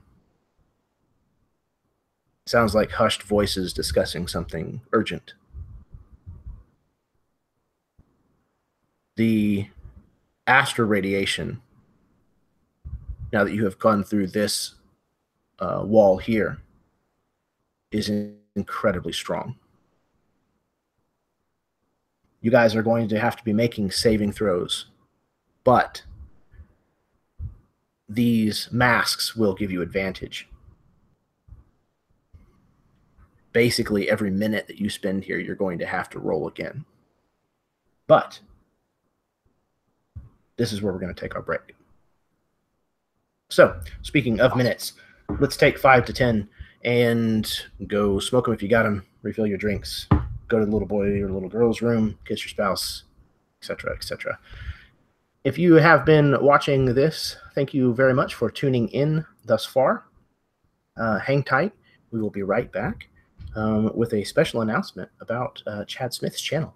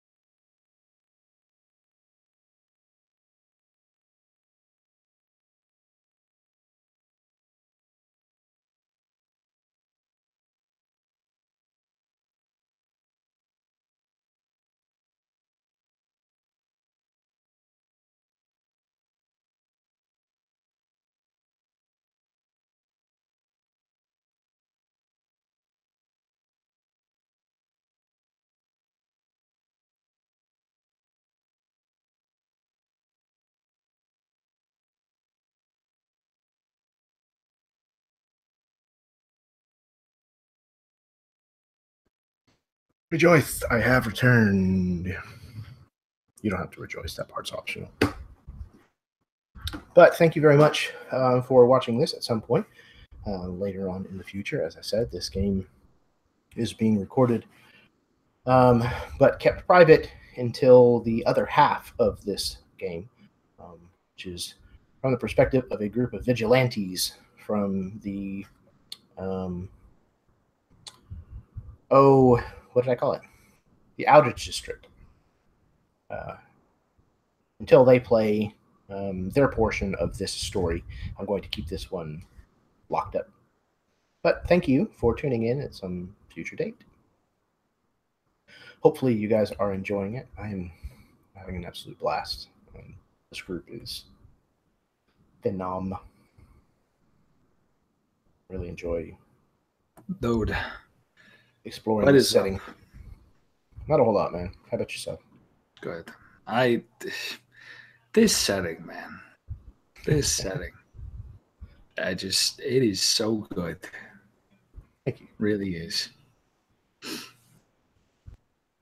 I get so into like Hargraves and like I get so into character, and I think it's because everybody else gets into character too. And it sticks, and it's so good. And you're doing it. You just do such a good job with DMing that it's like move things along. I think you can't even begin to. It's good stuff, man. You guys y'all bring such fantastic stuff to your characters. We bring the pain. You bring these little moments to the game that are fantastic. All these little emotional beats in an otherwise very cinematic, action-laced story. So it's a lot of fun.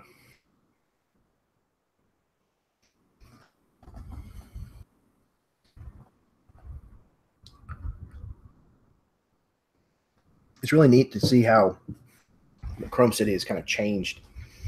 It's still very much similar to what it started off as whenever I ran the first campaign called the Astra Gates in it. But it's very much become more of a... I wanted to hit the gritty side of it a lot harder than the neon side of it this campaign. It's been kind of fun to see that develop.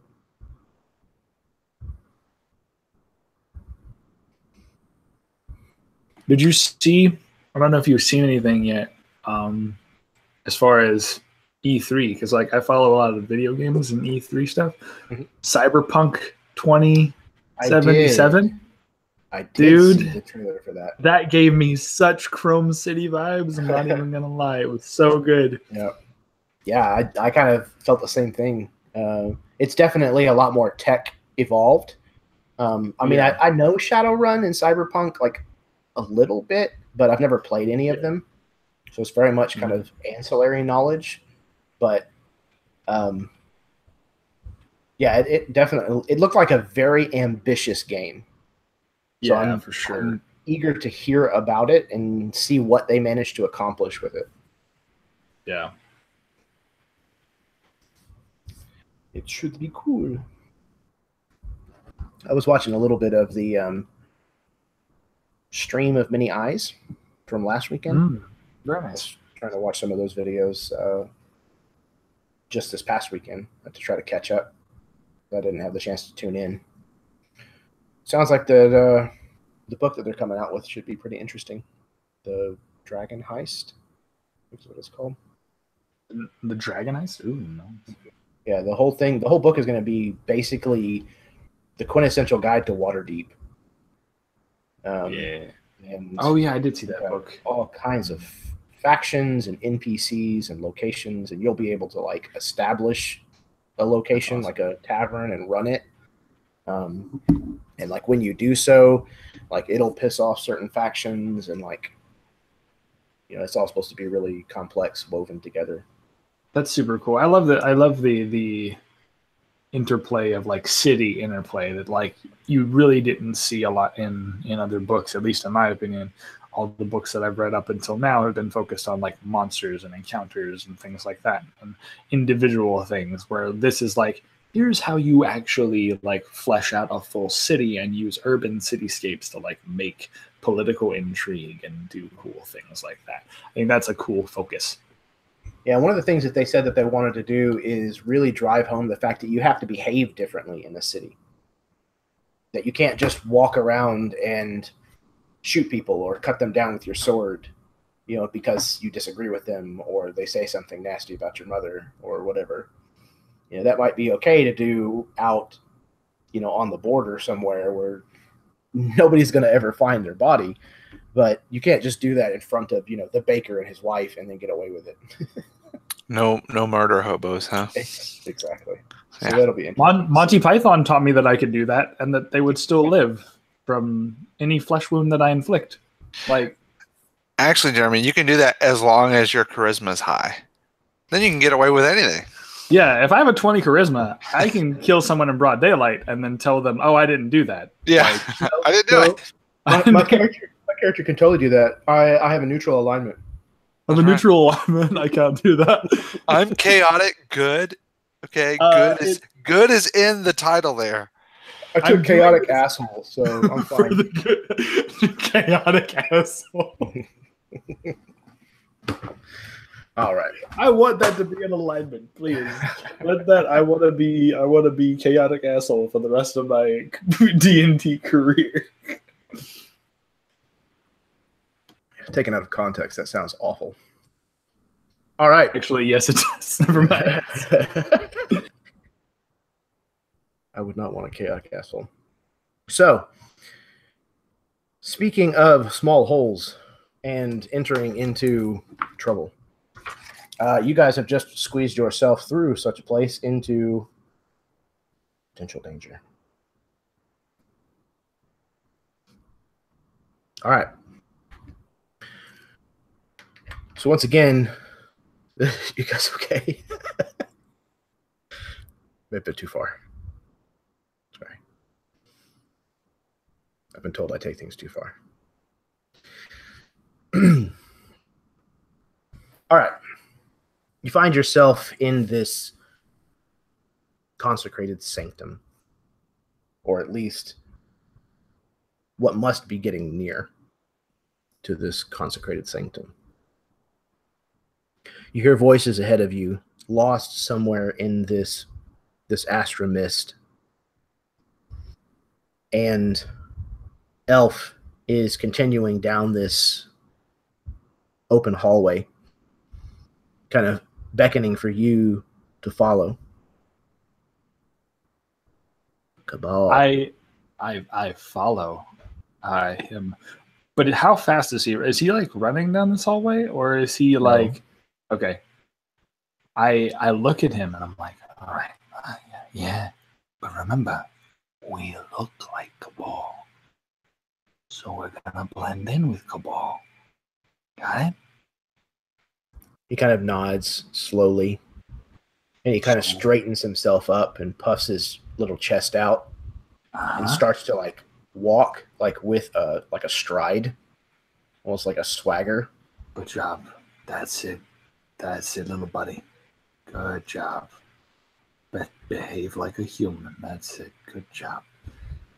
He makes a noise that's somewhat like a belch, and it kind of echoes through this large open space. And he kind of turns around and gives you a thumbs up. Yeah, that's exactly what I asked you to do. Piece of scrap metal. Yeah, come on. No, it's good. Good.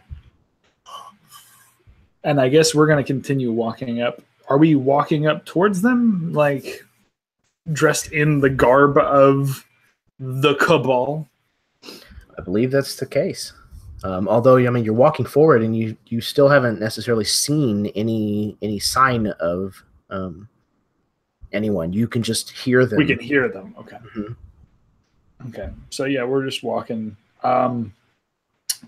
I tuck as we're getting closer, I'm going to tuck all of my weapons into the cloak so that they are hidden from view. Okay. You can do so without any real issue whatsoever. As you kind of near the edge or the end of this walkway that you've been on, you can see at the end that there's these switchback staircases that are open that lead up and down from where you are currently. However, these are very ornate and have avoided the majority of the wear and tear, though there is still plenty of rust present on them. The talking that you can hear seems to be passing through the open doorways that is on each of these landing platforms. And it sounds like it's coming through all of them with pretty much the same volume. So your guess would be that whatever's on the other side is a large room that all of these separate levels enter into. So I think if Elf and I were in the front, I look back to the group. You hear that? 1, 2, and I start counting up. Like I count up how tall this staircase goes. How many levels does this look like this one room might have? To your best guess, you can see 3 doorways. So one that is beneath you is kind of like halfway between where you are and the floor down below you. And then one that's half a floor above you, and then one that is 1.5 floors above you. Okay. So I guess the question is, where do we want to enter? Ground floor or penthouse? Well, I would prefer Ivy to be up top, doing what she's best at. I would agree with that. That's smart. What about you, old man? What do you think? I'm thinking I should be waiting to see where you strike, and then I will aid you, as always. I'm always best up close. Yeah, no, man of little words. That's helpful. Thank you. Yeah, no. All right, Rika, look. You're going to be my deciding factor. Ooh, where are we going?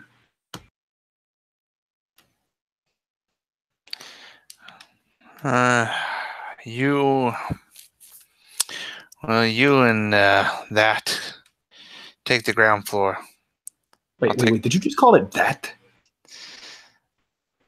Look, yeah. I'm an insensitive prick, but at least I know that it's a thing. It's not a that. Okay. Yeah, it has a name. Okay. You and the robot can go through the front door. I'll take the middle ground, and Ivory will be on the high ground. All right, that seems fair. Elias, you with me, or you want to go with Riker? Oh man, bad choices all around.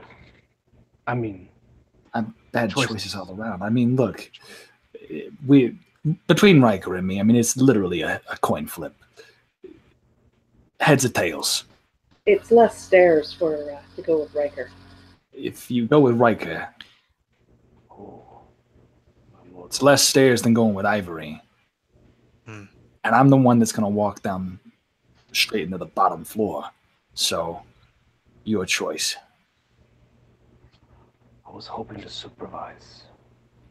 But... yeah. So he literally pulls out a coin. He's like, yeah, you can choose.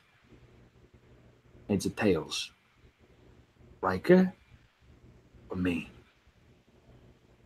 As much as I'd prefer to go with the elf, I will go with the less stairs. Fair enough. He tucks the coin back in. Looks like the old man's going with you, Riker. We'll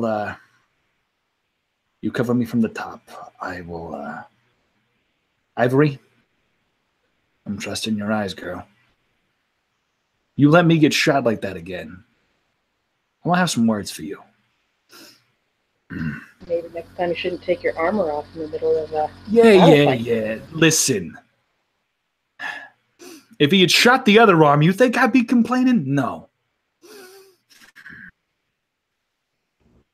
Just everybody do their job, all right? Hey, Elf, I'm going to give you a new name. I don't like Elf. Elf is your product. You ain't a product now. You're a part of the Inquisitors. All right? You're going to join us. You're going to be a part of us. I'm going to call you Scrapper. Because you're literally a scrap heap walking with fucking lens.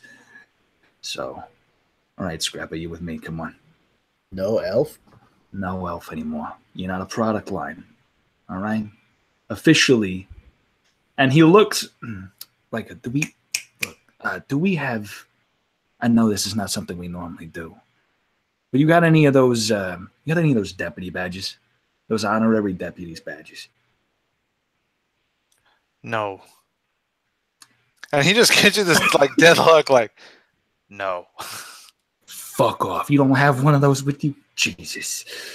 What about you, Ivory? I know you got to have one. Riker just like tosses his badge as it just kind of like hits you in the chest. There. You're deputized. Now let's go. You are a heartless bastard. And that is why I love you. Come here, Scrapper. He kind of steps forward and puffs his chest out again. You were stupid enough to want to try to take a bullet from me. And that being said, doesn't happen often. So, yeah. He like crushes the badge into like the compression point in the chest. There. You're officially Inquisitor property. As of now. Kind of looks down at it and tink, tink, tink, tink, pokes it with his finger. Armor. Yes. Fucking armor. Yes. Now, would you kindly get your head out of the clouds and let's go downstairs? We got a job to do. He points the ball. Yes. Cabal. Are you ready? You only get one shot. Good. Okay. So before we breach through these doors, let's go ahead and get these Constitution saving throws out of the way.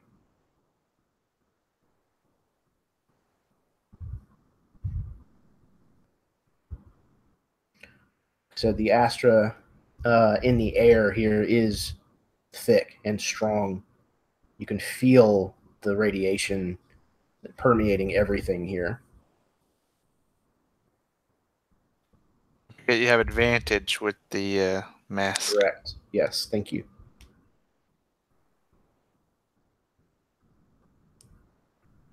Okay. All right. So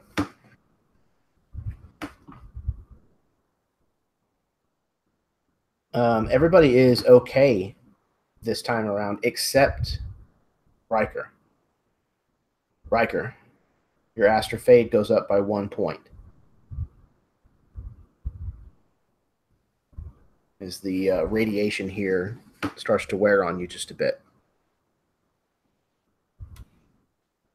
Yeah, and I think he can feel that. Like he can just feel that adrenaline rush. And he's just gonna kind of channel that as he takes the stairs. He takes it a little bit more eagerly than I guess normally. And soon the four of you, well, 4.5 of you, are in position, kind of stacked up against these separate doorways. And you roll into the consecrated sanctum.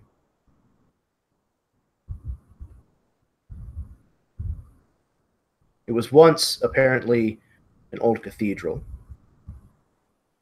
The room is filled with a rainbow of light through this stained glass that forms almost an entire wall on one side. The floors are covered with sand that seems to have been blown in through the years. And large pieces of the roof are missing. Though there's a large, dark piece of some kind, looks like maybe void ship armor, that has pierced a portion of the ceiling. And from the ceiling, you see several what look like stasis pods hanging from chains from the ceiling and the rafters. One of them appears to be open, and it looks like it contains a dried up corpse. Each one of these pods, and particularly the one that is open, have markings and trinkets draped all over them. As of now, aside from what I've described, the room is empty.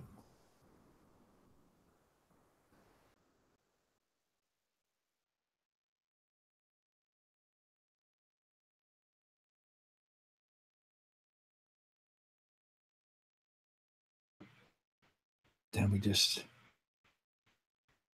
there was talking in here. We heard it from the hallway. Didn't we? Be on guard.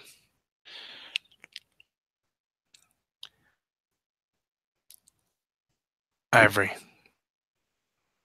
Move down the right. I'm going to move down the left. Hargraves. Move in slow. Yeah. Elias, watch his 6. Yes.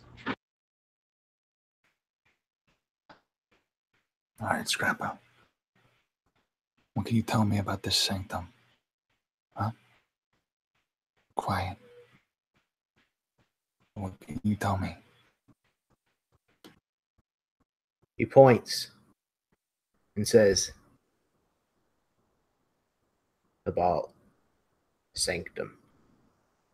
He kind of turns his finger upwards towards these stasis pods, and he says, saints.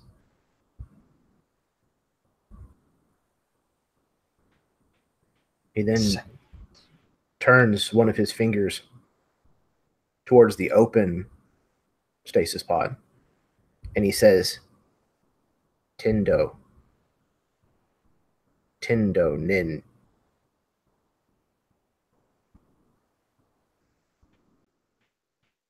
Tendo. I mean, the one we were trying to track down.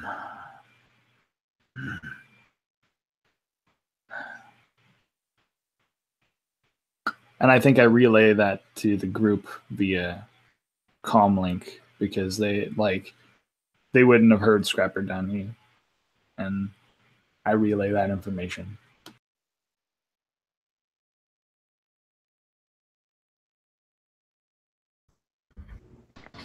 So you said the open one had a desiccated body in it, or was it actually empty? It does have a corpse in it that looks like it's dried up, mostly skeletal. And that's the one that the elf pointed to? Correct. How far away from the upper level are these stasis pods? Like they're hanging in the middle of the room? Yeah, so they're just below the level that you find yourself on, Ivory. You're kind of up on a level where it looks like it's basically a walkway that goes around to where the pipe organ player would go. So there's a big place to sit down at this pipe organ and, in theory at least, play. But there's, kind of a balcony that you can look out over the whole cathedral itself. And these stasis pods are kind of maybe 5 to 6 feet below your feet, but they're some distance out into the room. There's probably 20 feet to the closest one. And the voices that we heard before, it's like gone silent now? Yes.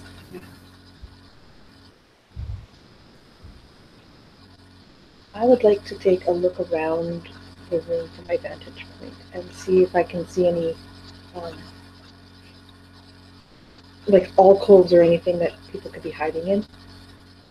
Okay. Yeah, go ahead and roll. And because of the height that you have, you can have advantage on this roll. That would be a 25. There's plenty of places in here that could be hidden behind. There's a few things that are pushed to the edges of the room, but there's a lot of clutter there. It looks like maybe broken pews and stuff form kind of like a long-running, almost like a wall that could have people hiding behind it. You don't see any movement as of right now, but you definitely see plenty of places where people could be hiding. Yeah, so over the Whisper Link, I would let Hargraves know that he's potentially walking into an ambush, that they've set up some sort of barricade that they could be hiding behind. I don't see anybody, but that doesn't mean they're not there. Right. Thank you. All right, Scrap, I'm going to need your eyes. Does that lens of yours do anything other than just... Does that lens of yours do anything other than just magnify stuff? What's it do? You got like a heat signature on that thing? Guy shakes his head. That's an upgrade we'll have to get you later. All right. His iris opens real big, and he shakes his head. Look, I got a bunch of upgrades. I'm gonna need that from you. All right. I guess I'm gonna look around. I would like to take an opportunity to see if I can see anything out of the ordinary. Anything out of the ordinary that may have like tracks or trails or anything, because obviously there were sounds. There were sounds of voices coming from this room prior to. So something happened before we got here. I would like to see if I can spot anything.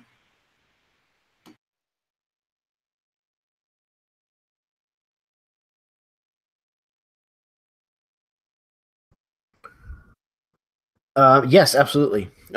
Looking about, there's no shortage of tracks, footprints, and stuff going any direction in this room through the sand that kind of covers the floor. In particular, it looks like there's one other entrance from this room towards the back of the cathedral that looks like it's used regularly. There's a lot of traffic that kind of comes and goes from that doorway. Riker would hold out his gun and he fires off a round and he just hits like the chain of the one that's holding open the open tomb there, and it just rattles it. Come out, or the next round I fire is going to drop that to the ground. I peek my head up from like some point of cover. You're not one for subtlety, are you? I came here to do a job, and I'm tired of waiting. I should have known. I should have known. Fine. A voice answers the challenge kind of echoing through the cathedral before you're able to really even see the source. And this voice is a feminine voice, but it has an undertone, almost like two voices speaking in unison. And the other is deeper and more guttural,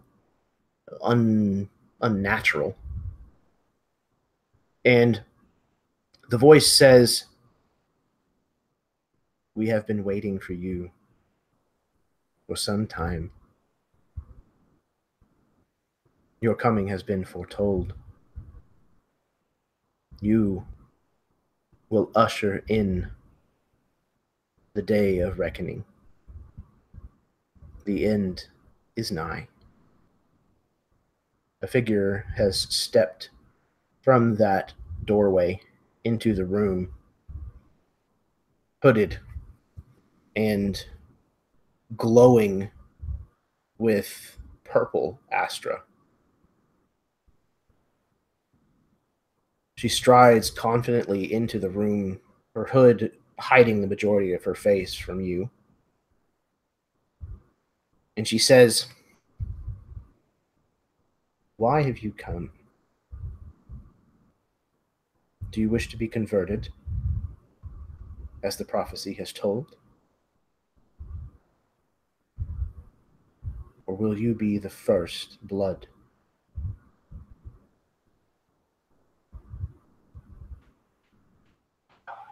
You gotta be kidding me.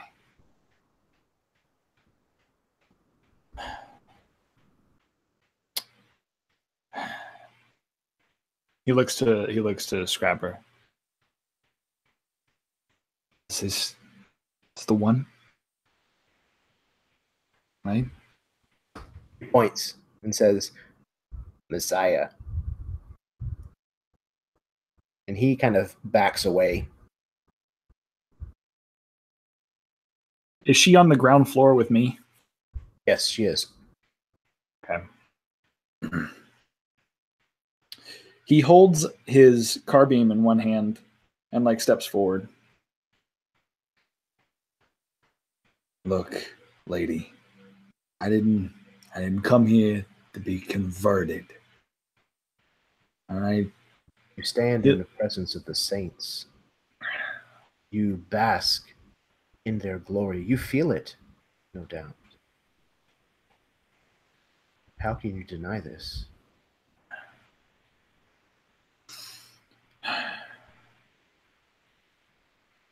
Look, I don't know who you are, but I'm going to take a wild guess. What I will say is we came here to do a job. We were sent here to do a job, and I'm going to damn well make sure I do it.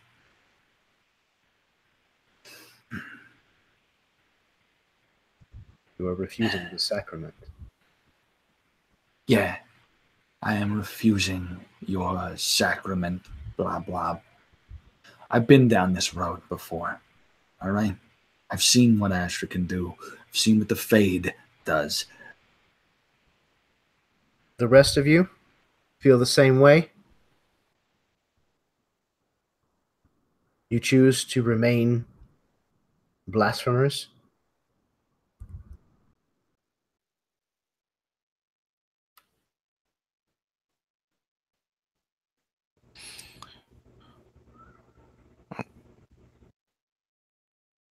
Go ahead, Jed. From where I stand, you're the blasphemer.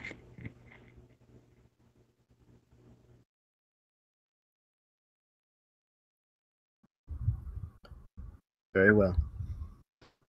While she's talking to those two, Ivory would like to line up a shot, and if she's got one, she's going to take it. Absolutely. And you may do so with advantage.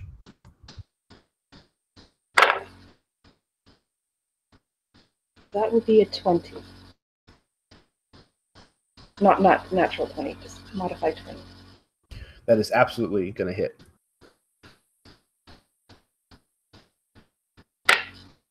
But 6 points of piercing. She kind of drops to a knee.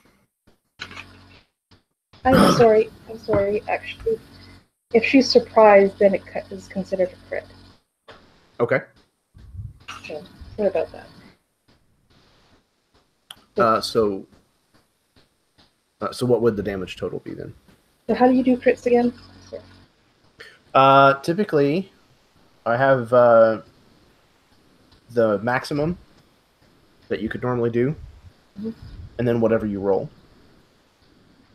Okay, so add 8 to that, so that would be 14 points of piercing. Okay.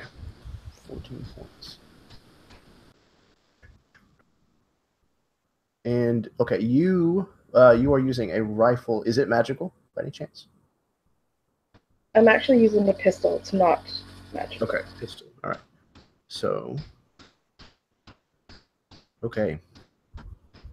She takes the shot, and it kind of hits her shoulder. She drops down to a knee for a moment, kind of calls out, "Ow! You have spilled blood. My blood. Holy blood. Here. In the consecrated sacrum. Beneath the gaze of the saints. All of you. You will all die here." Suddenly, there's an explosion nearby. One of the walls of the cathedral blasts open, sending rubble kind of careening into the room, splashing down into the sand.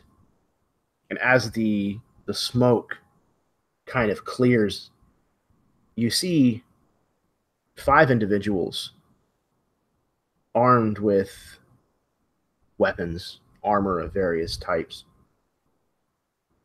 Several of them wearing gas masks of the Cabal of the Covenant, but they're not dressed like the Cabal of the Covenant. As a matter of fact, 1 or 2 of them are probably people that you recognize. Not that you know them, but they have rap sheets, most of them. One of them is even a known pirate to your group. I think earlier in the evening, one of you even positively ID'd a puddle of bile belonging to him. The Messiah turns in that direction, shocked at this arrival. Takes one look back towards you, Hargraves, and then screams, "No!" And as she does so, there is a second explosion, this one astral in nature, that radiates out away from her.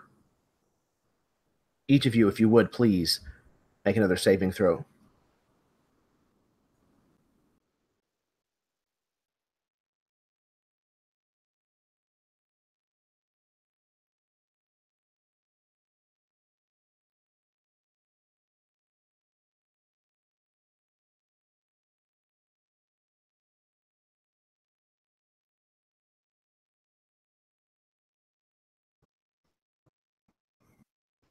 So Elias has avoided this. Oh no.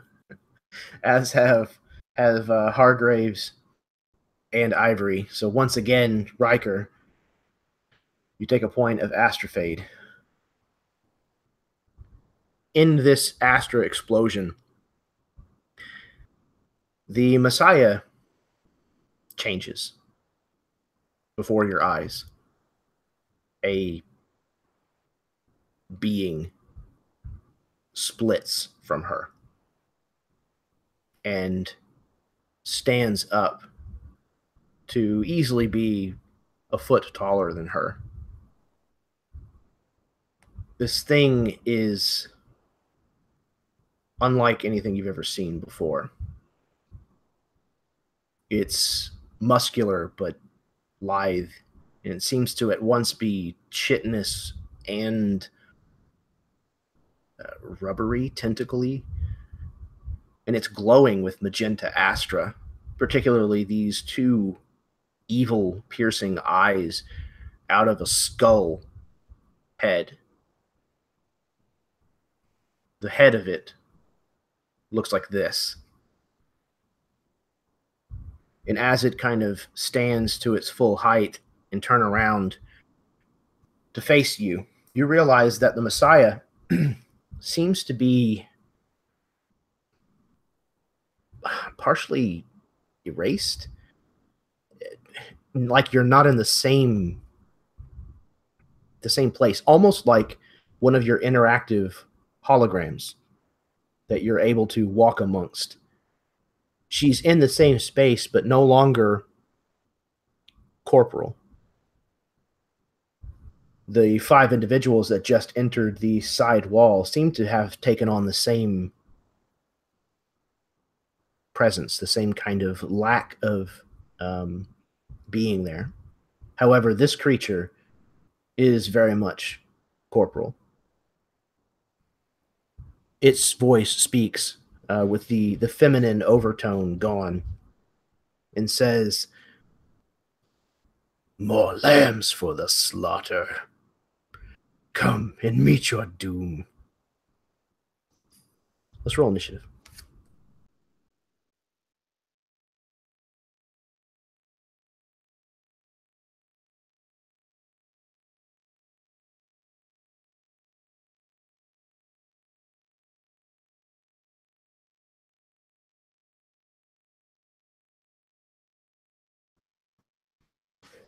Let's see here. We've got Riker, 21. Hargraves with a 14. Ivory with a 12.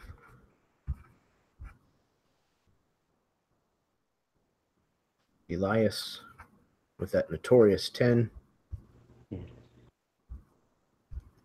And okay. Riker, you got the drop. What you doing?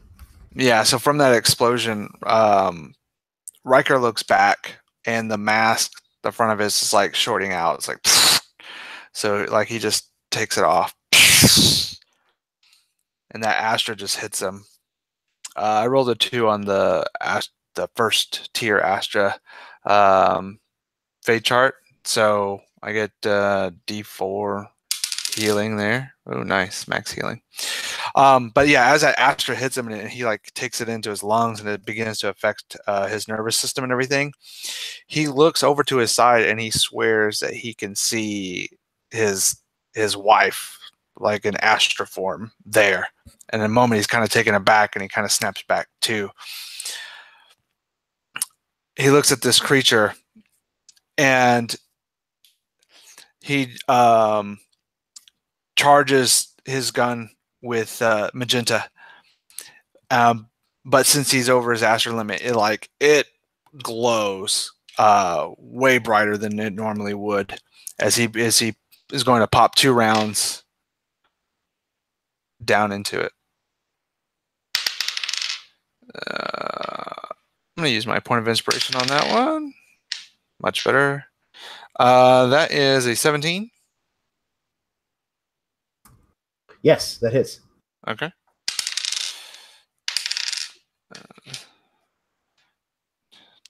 So it's 11 on the first one. 11 damage. Okay. Right. And you are not using a magical weapon, are you? No. Okay. Unless, hold on, I don't remember. Are my attacks considered magical now at 5th level, or? Do you have like the augmented Astra attachment or anything? Also, you have the ability to do energy weapon as a treader. Yeah, that's I think that's what. Oh, that's true. Yeah, you Yeah. pumped, Yeah. you pumped Astra into it. Yeah. So okay, so he'll take half damage from the weapon damage, and then he'll take the full damage from the Astra. Yeah. So the Astra would be 1d8. Okay. Yep. Gotcha. 1d8. Okay. So my And Astra. your fate will go up 1 though. Yeah. So my Astra die roll was a 4. Okay, so you get an additional 2 points. Also, hold on. I do have takedown, which is my first strike. Is considered a critical. Oh, nice. Okay. So actually, so that would be full damage. So that'd be a 8, 9, 10, 11, 12, 12 normal damage with 4 Astra damage. Okay. So that'll become 10 total. Okay. And then for my second attack, that's a 19 to hit. Yes. It hit. 7 piercing with 8. Max that one out with 8 Astra. Excellent. Okay. So yeah, Riker just loses no time at all and puts 2 in this thing as it kind of, reels from each shot and barely seems to notice it. And is no, actually I'll stay where I am actually. On the second level there. And that's my turn. Okay. He stalks forward some distance to where he's kind of between where you are, Riker, and where Hargraves is. And he is going to lash out with these arms that he has that have these squid-like tendrils on them. He's going to be throwing 1 at each of you.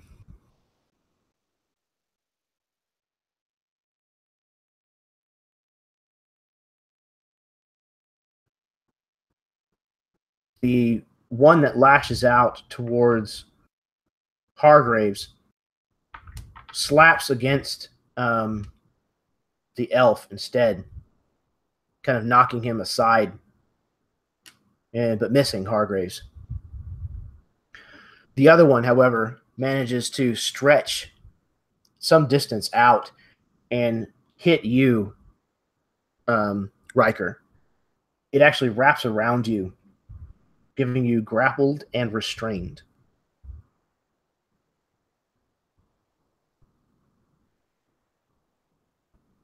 Hargraves, it's your turn. Awesome. Okay, so seeing that, I am going to try and definitely shoot twice at this creature. I want to try to aim for the face once, and then aim for the tentacle that is holding a Riker second. Okay. So I already pre-rolled that, and it was a 27 to hit on the first one, yes, and a 19 to hit on the second one, and both of them rolled 11 damage each. Okay. You said the first one was to him, the second was to the tentacle? Yeah. Okay. So the one that shot him hit. The one that was aiming at the tentacle actually missed. Okay.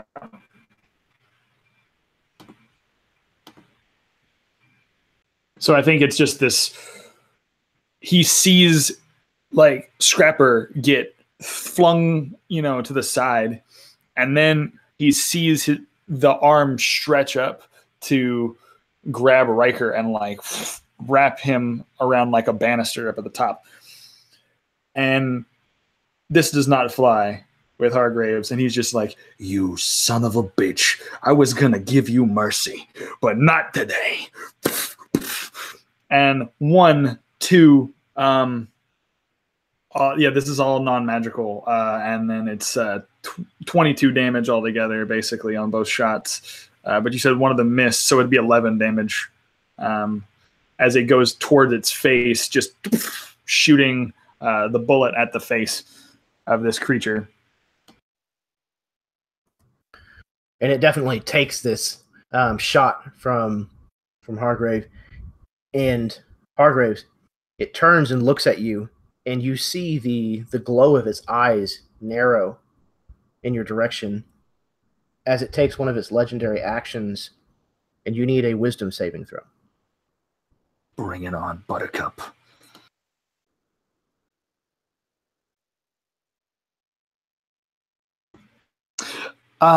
So, quick question.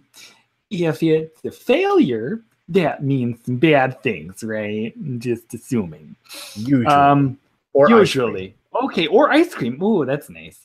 So I have a +1 in my wisdom, and that's going to be a 5 on the die. So that's a 6 altogether. All right, then.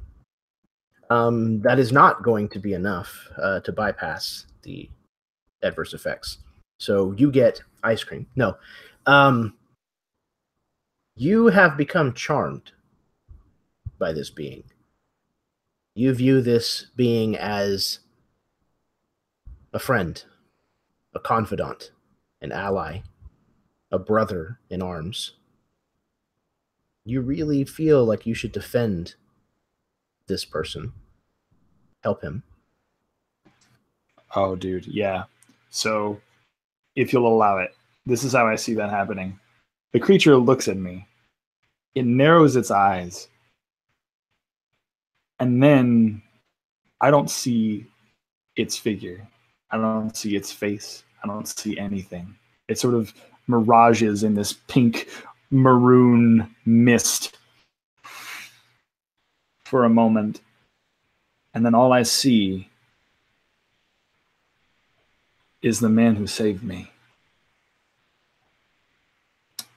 The man that was hanging on the front, marked with Inquisitor.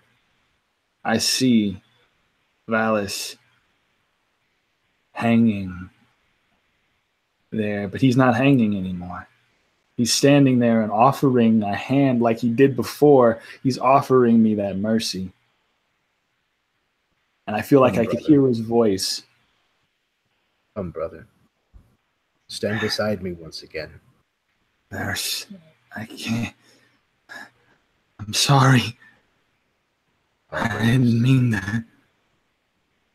All is forgiven. Just stand with me. Stand with you. You and me will show this world. Yeah. Yeah, we will. And we'll light them back to hell. And immediately he is standing side by side with you. And I think, in my eyes, how that image evokes is that his eyes turn that magenta astra color as well. Nice. Absolutely. Okay. Ivory, you're up. Okay, so I'm above where this thing is. Yes, definitely. But how?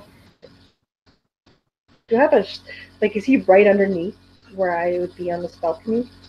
Not quite. So you're kind of above where Hargraves has been tangled up, and the way I kind of see it is the space that that Riker is on is probably 20 or 30 feet deep, and your landing platform is probably only 10 to 15. So they're kind of almost stair steps, if you will. And this thing closed close enough to be able to try to wrap Riker up, so he's not out of sight for you. You're able to see him perfectly well. Okay, then Ivory would definitely, at this point, use her bonus action to charge her rifle, her pistol as well. And in the process, I go over my fade limit, and I rolled a 6 on the astrofade table, which means my astrofade decreases by 2, but I am stunned until the beginning of my next turn. Interesting. Okay, so what does that look like? How does that come over Ivory? So I think as she's she's aiming and she's she's getting a lock on this guy, and the the magenta astra kind of starts to coalesce around her gun, but all of a sudden there's kind of this almost like a mini explosion from her as this astra like pulses away from her a little bit more than what she was expecting, and she's just caught in this field, kind of unmoving at this point as it's dispersing around her. Yes, and this being kind of looks up in that direction and says, "Yes, another follower in the making. Come, my child. Join us." Okay. Elias. I'd like to pull out a spherical device that I've been, one of many that I've created, and thumb it to life, increasing my astrofade by 1. And it's going to require me to, I'm 2 over now. Well, I rolled a 1, so nothing doesn't affect me today at this moment. And I'm going to send this spheroid. How far away is the Messiah from me at this time? You talking about this creature? Yeah. You were on the second balcony with Riker, so he's 40 feet from you, give or take. Okay. I'm going to move the spheroid, its maximum distance on this turn, 30, and then it can shoot within 10 feet. Oh, perfect. Okay. So, single ranged attack with my in's mod. And okay, so I'm going to attack with that then. I'm going to use my point of inspiration for 16. 16 is not quite enough. It's going to actually glance off of some of this armor-like chitin that covers his body. All right. And I will move up closer to Riker in like a defensive posture next to him. Okay. Yeah, he's got kind of one of these tentacles, these kind of slimy tendrils wrapped around his body. And you could see the strength beneath the surface of these kind of rubbery-looking devices. He is actually going to use another legendary action, and that tentacle yanks on Riker, breaking the banister that it had kind of wrapped up with Riker and pulling Riker down to the ground with a thud of 4 points of bludgeoning, as luckily the sand cushions some of the blow. But this thing is still got you wrapped up, Riker, and it seems to be intent on pulling you closer to it. It has pulled you more than half the distance that you were from it, closer to it. Riker, it is your turn. All right. Let me roll on that Astra table there. I got a 2 again, and heal back 2 points of that of damage I just took. So yeah, so hit, and again, just like that Astra is just affecting his nerves, and he swears, like, he looks over and he can see this creature. He sees this tentacle wrapped around him, but in this kind of like multitude of color of Astra is just the silhouette of his wife, and he calls out her name, Linda. And he like goes to like reach for her, and then the image fades, and he sees that creature in front of him again, and he looks, and he's he's like trying to struggle to get this tentacle off of him. And when he does, he looks into, he can see into his coat, that he has one of those Astra bombs. So he pulls the pin, but he holds the clip, and he stops struggling, and he lets this thing pull him in closer. This creature kind of stares down at you as you say your wife's name. And it didn't show confusion. It's not likely an emotion that this creature knows. But it looks at you and it can see the initial heartache and then the surrender that sweeps over your face. And it looks down at you almost with mock empathy. Good. Yes. Resign yourself to salvation.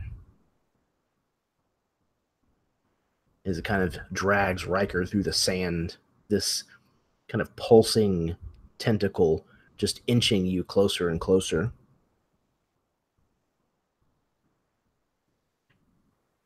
It then steps towards you, Riker, and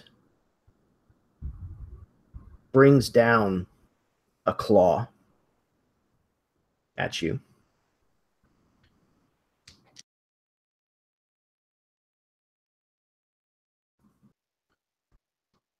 $18 hits you, or I'm sorry, 17. Well, yeah, definitely. Since I'm still grappled, it has advantage. So yes. Okay.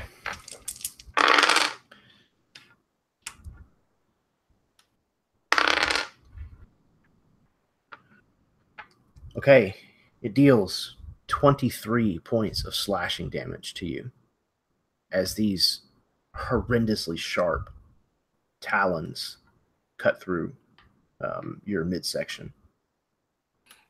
Yeah, Riker lets out just as just his suit rips, blood begins pouring out, and he's just like shaking with the pain, but he is holding that clip in, not letting go, and he's gritting his teeth as blood is like filling his mouth, but he's holding on.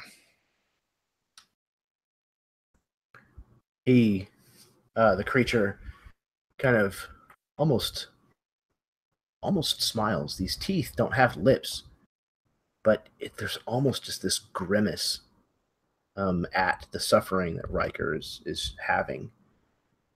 And he turns over his shoulder just a bit towards Hargraves, and he says, "Friend, I ask for you to lay down your life for me. Do it." Alice,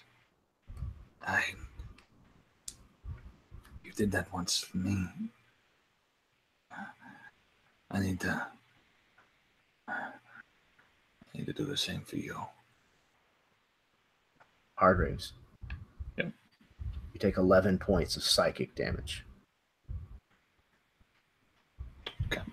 As this thing pulls upon the anguish of your mind and uses that power to heal itself somewhat. Okay. Do I have the ability to like roll a wisdom saving throw? You get to repeat the saving throw. Okay. Now that you have been injured. Now that I have been injured. Okay. Gotcha. That makes sense. So you can go ahead and do that. As he's pulling on my mind and playing with me, I can see Hargraves stepping forward, right? Stepping in front of this creature. Ready to take any bullets, any assault that comes its way.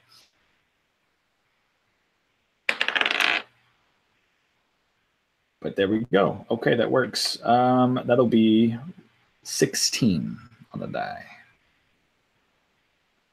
Hopefully. That's what you're looking for. Yes. So, how does Hargraves just barely manage to shake himself free?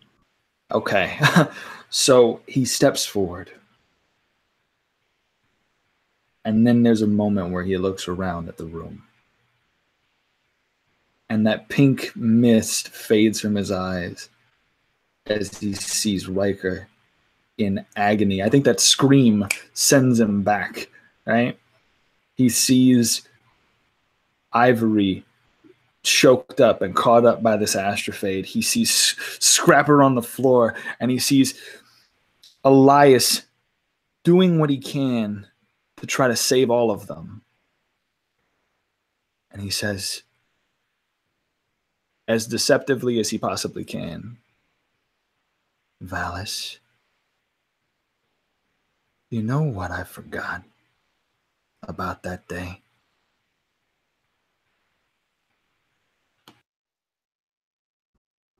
What, friend? Sometimes assholes don't deserve mercy. And at that point, I'm going to turn around and try. I load an Astra clip into the gun, and at point blank range, turn around and try to fire 2 shots at its chest. It is, in fact, your turn after him. So, Awesome. as you recover, you are free to take these treacherous shots.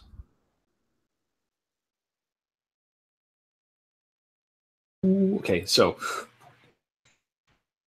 that's going to be a 23 to hit at max damage, and the second one will not hit, unfortunately. But the first one definitely will connect, I hope, with a 23 and a big old lovely 14 damage. Plus the Astra fade, because I do want to use the augmented Astra. Okay. So there'll be plus 8. 22? Yeah. For a 22, yeah. Okay. Well, I think I got to roll that, don't I? Or is it just max? For your Astra, yeah, it's a roll. Oh, okay. So let me do that. Then I'll roll for the Astra then. What about on his crit? Oh.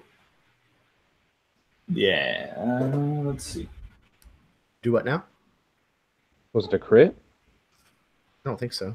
No, it wasn't a crit. It was I got a 23, but I have it was a 14 plus the 9. So that is going to be 7 damage all up. So it added 7, so 21. Okay. 21. All right. Okay. Yeah, the first shot kind of pings into him and makes him stagger. Unexpected for you to have shaken yourself free so soon. He kind of turns and says, "You've lost your way already?" "No." The real Valis would have known. I don't give mercy to assholes like you. He steps forward just a short distance and uses his last legendary action for this round to make a claw attack against you, Hargraves. Bring it, baby. 19 to hit. Ooh, child, just a little bit. Yep, that is going to be a little bit more than I have. All right. So that is 12 points of slashing damage.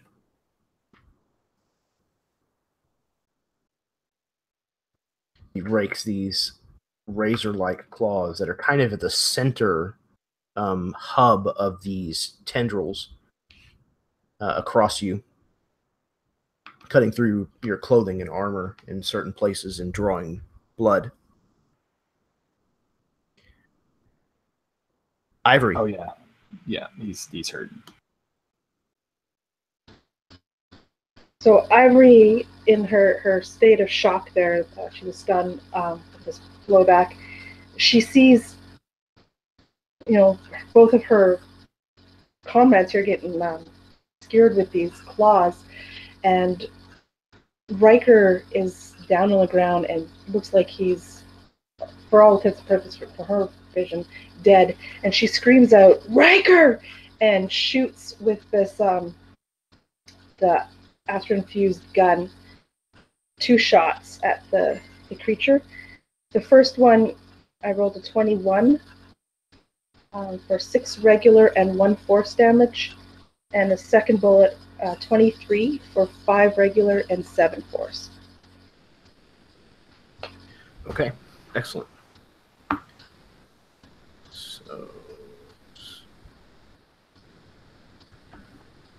So both of these bullets kind of, hit one in his back and one in like the thigh just above the knee. As he kind of jerks back and forth with the force of each blow, but he still seems to be perfectly fine for all intents and purposes.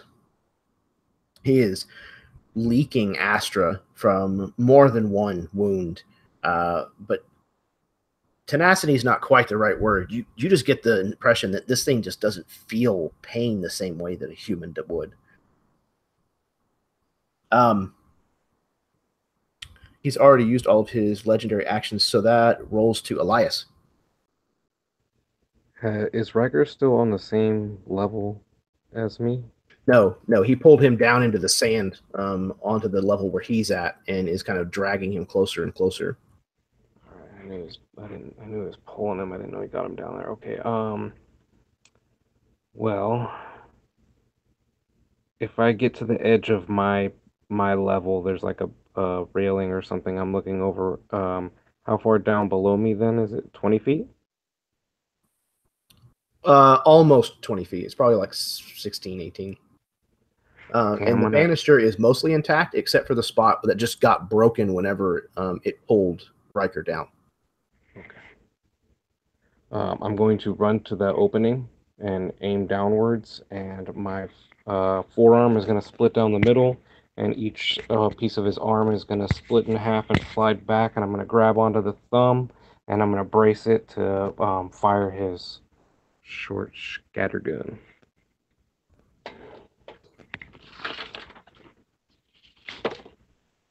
That is 17. You're looking for. You hit him. All right. 10 is where to go? There it is. 6 damage. Okay, and it is not magical. Is that correct? Correct. Okay.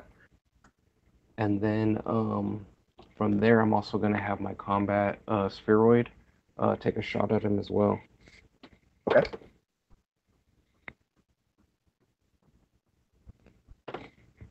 So that is not good. So it misses. Okay. It must be, maybe Riker is partially in the way, and the drone's just not able to get a clear shot. So it kind of fires, but it fires wide, attempting to try to avoid further damaging Riker. Absolutely.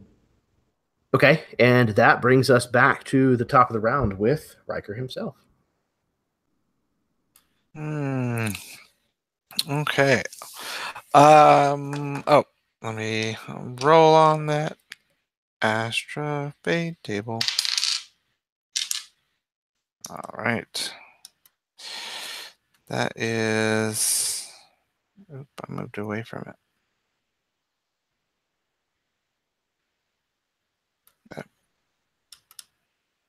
You only have to roll if you're casting.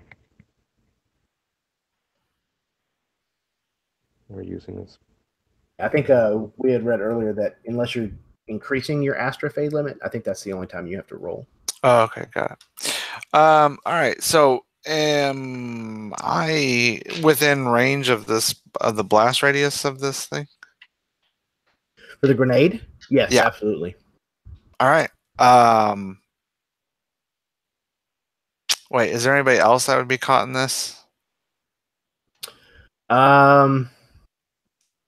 Hargraves probably would be. If you give me a signal, I can move out of the way, though, probably. Yeah. I turn and look at Hargrave, so I'm going to ready an action, which is I'm going to release the pin when Hargraves is clear. I look at Hargraves and I tell him,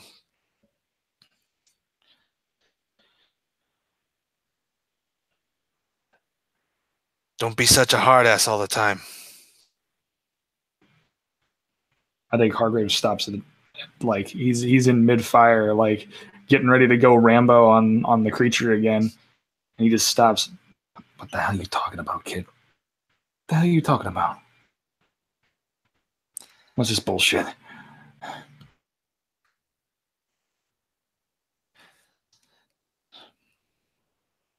Get back. Now. Get back. What the fuck? No, kid. There are other ways you could. Fucking A. Nope.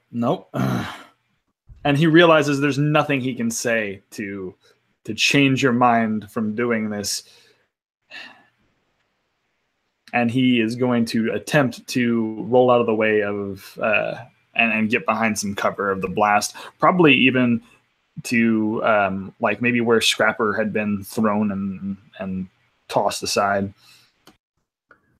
Just before Hargraves is able to respond and react to this, the creature makes this kind of chittering noise, and when it does, the area all around it kind of thumps once.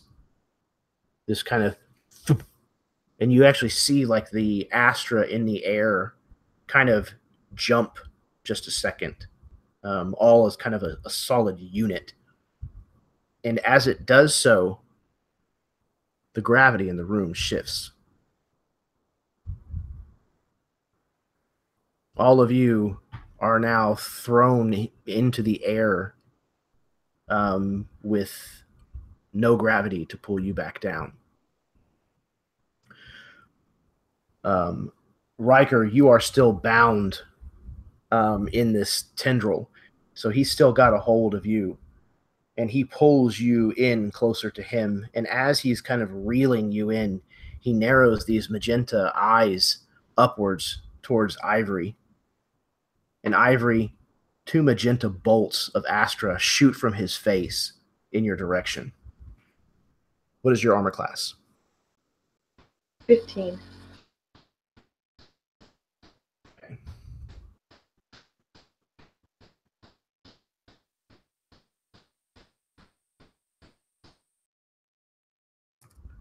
Okay, they are both going to hit you, only because you are floating, essentially, now. So both of these fire out at you, and you're going to take 7 points of force damage. And as these beams kind of hit you, they do cause some Astra burn, but you also notice that they kind of start to dance across the surface of your body, kind of outlining you in this magenta color. You're kind of giving off a soft glow. Okay, Hargraves. Now you're up. So as Hargraves goes to jump out of the way, his feet leave the ground like a man on the moon. And it's this, oh shit, oh no, fuck. Kid, we got a problem. This is not what I expected. Okay, whatever you're gonna do, you should probably do it now. Because we're gonna try this. And as I'm floating in midair, I'm gonna try and fire a couple of Astra infused bolts into this thing's carcass and just demolish it, for the lack of better terms.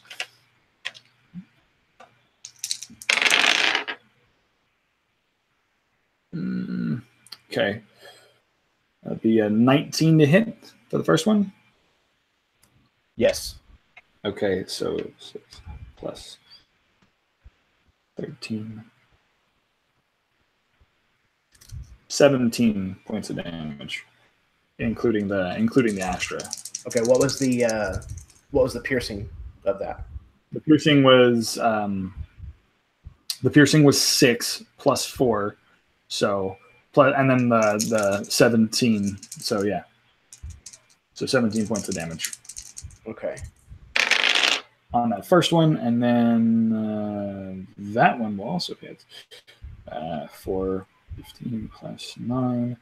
Yeah, that's going to be a 24 to hit on that one. Yes. And also contact. 8 and let's see, an 8 and a 6 and plus 4. That'll be an 18 in terms of total damage. 8 is the physical. 6 is the Astra. Excellent. Okay.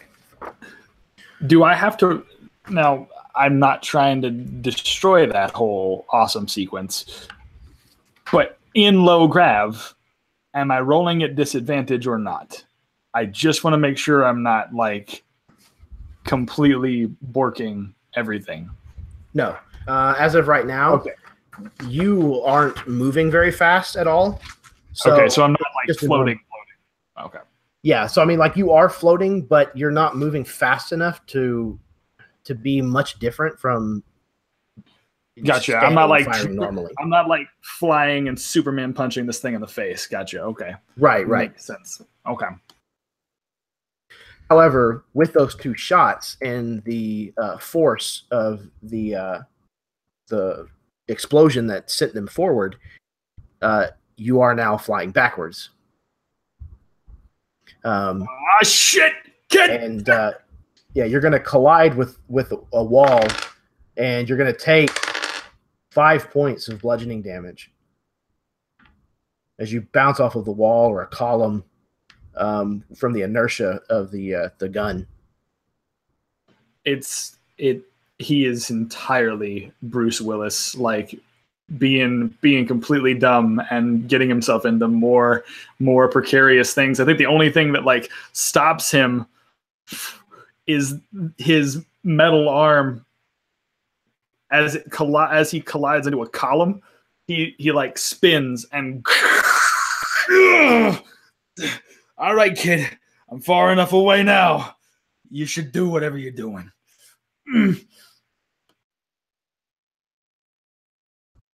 And yes, Riker, Hargraves would have been thrown out of the blast radius by this. So your ready to action could be triggered. All right. So, yeah. As he sees that Hargraves is out of harm's way, he slowly turns back and he sees this creature. He just like looks at it in its eyes.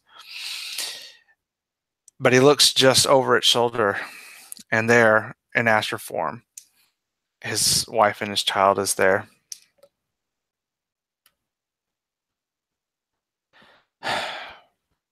You surrendered? Yes. You've come to convert. Repent, sinner. I have committed a lot of atrocities. I have wronged those in my life who deserved more.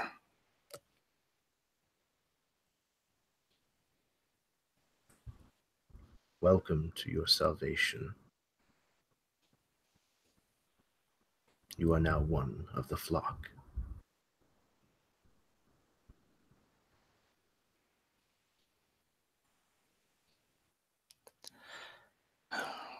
Then embrace me as one of your own. It reels you in closer, where you are now close enough that you can see part of your own reflection in its mirror-like teeth.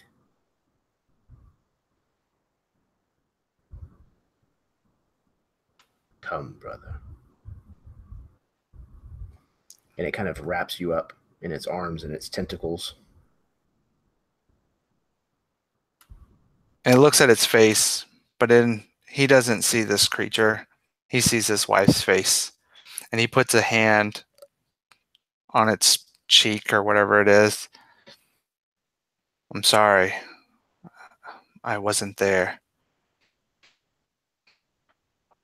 But I'm here now. And with that, you just hear the click and the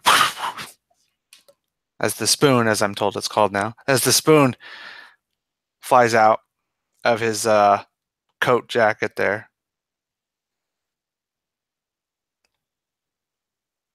And as he leans in just to, as the astral form of his wife's face just like goes to embrace him, this wave of astra, almost like in slow motion, ripples through both of them as this like white hot flash erupts into the room, and waves of astra as this creature begins to just expel all the different colors of astra.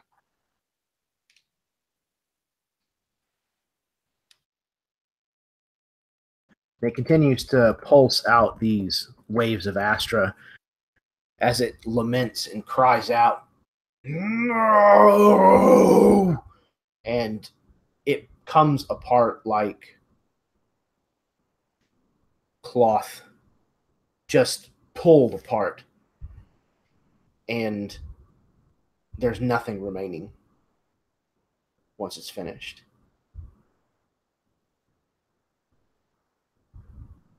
And looking around, you realize that this second battle that has been going on, this kind of other world that these individuals were fighting the Messiah in this entire time, that they have also slain their target, that she now lies dead in the middle of this sandy cathedral.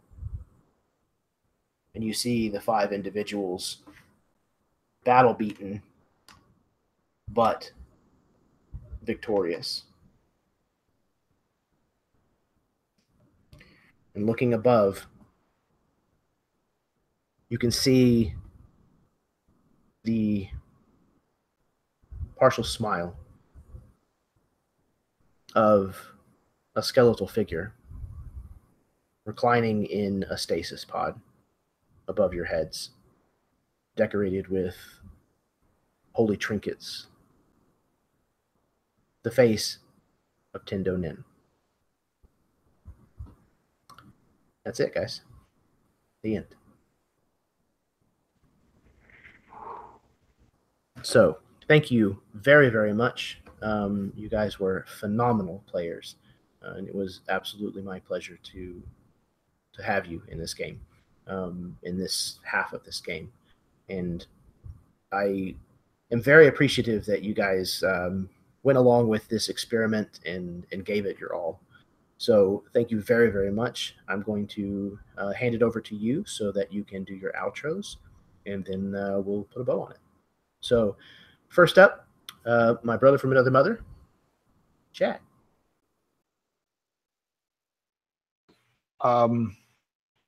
So that happened.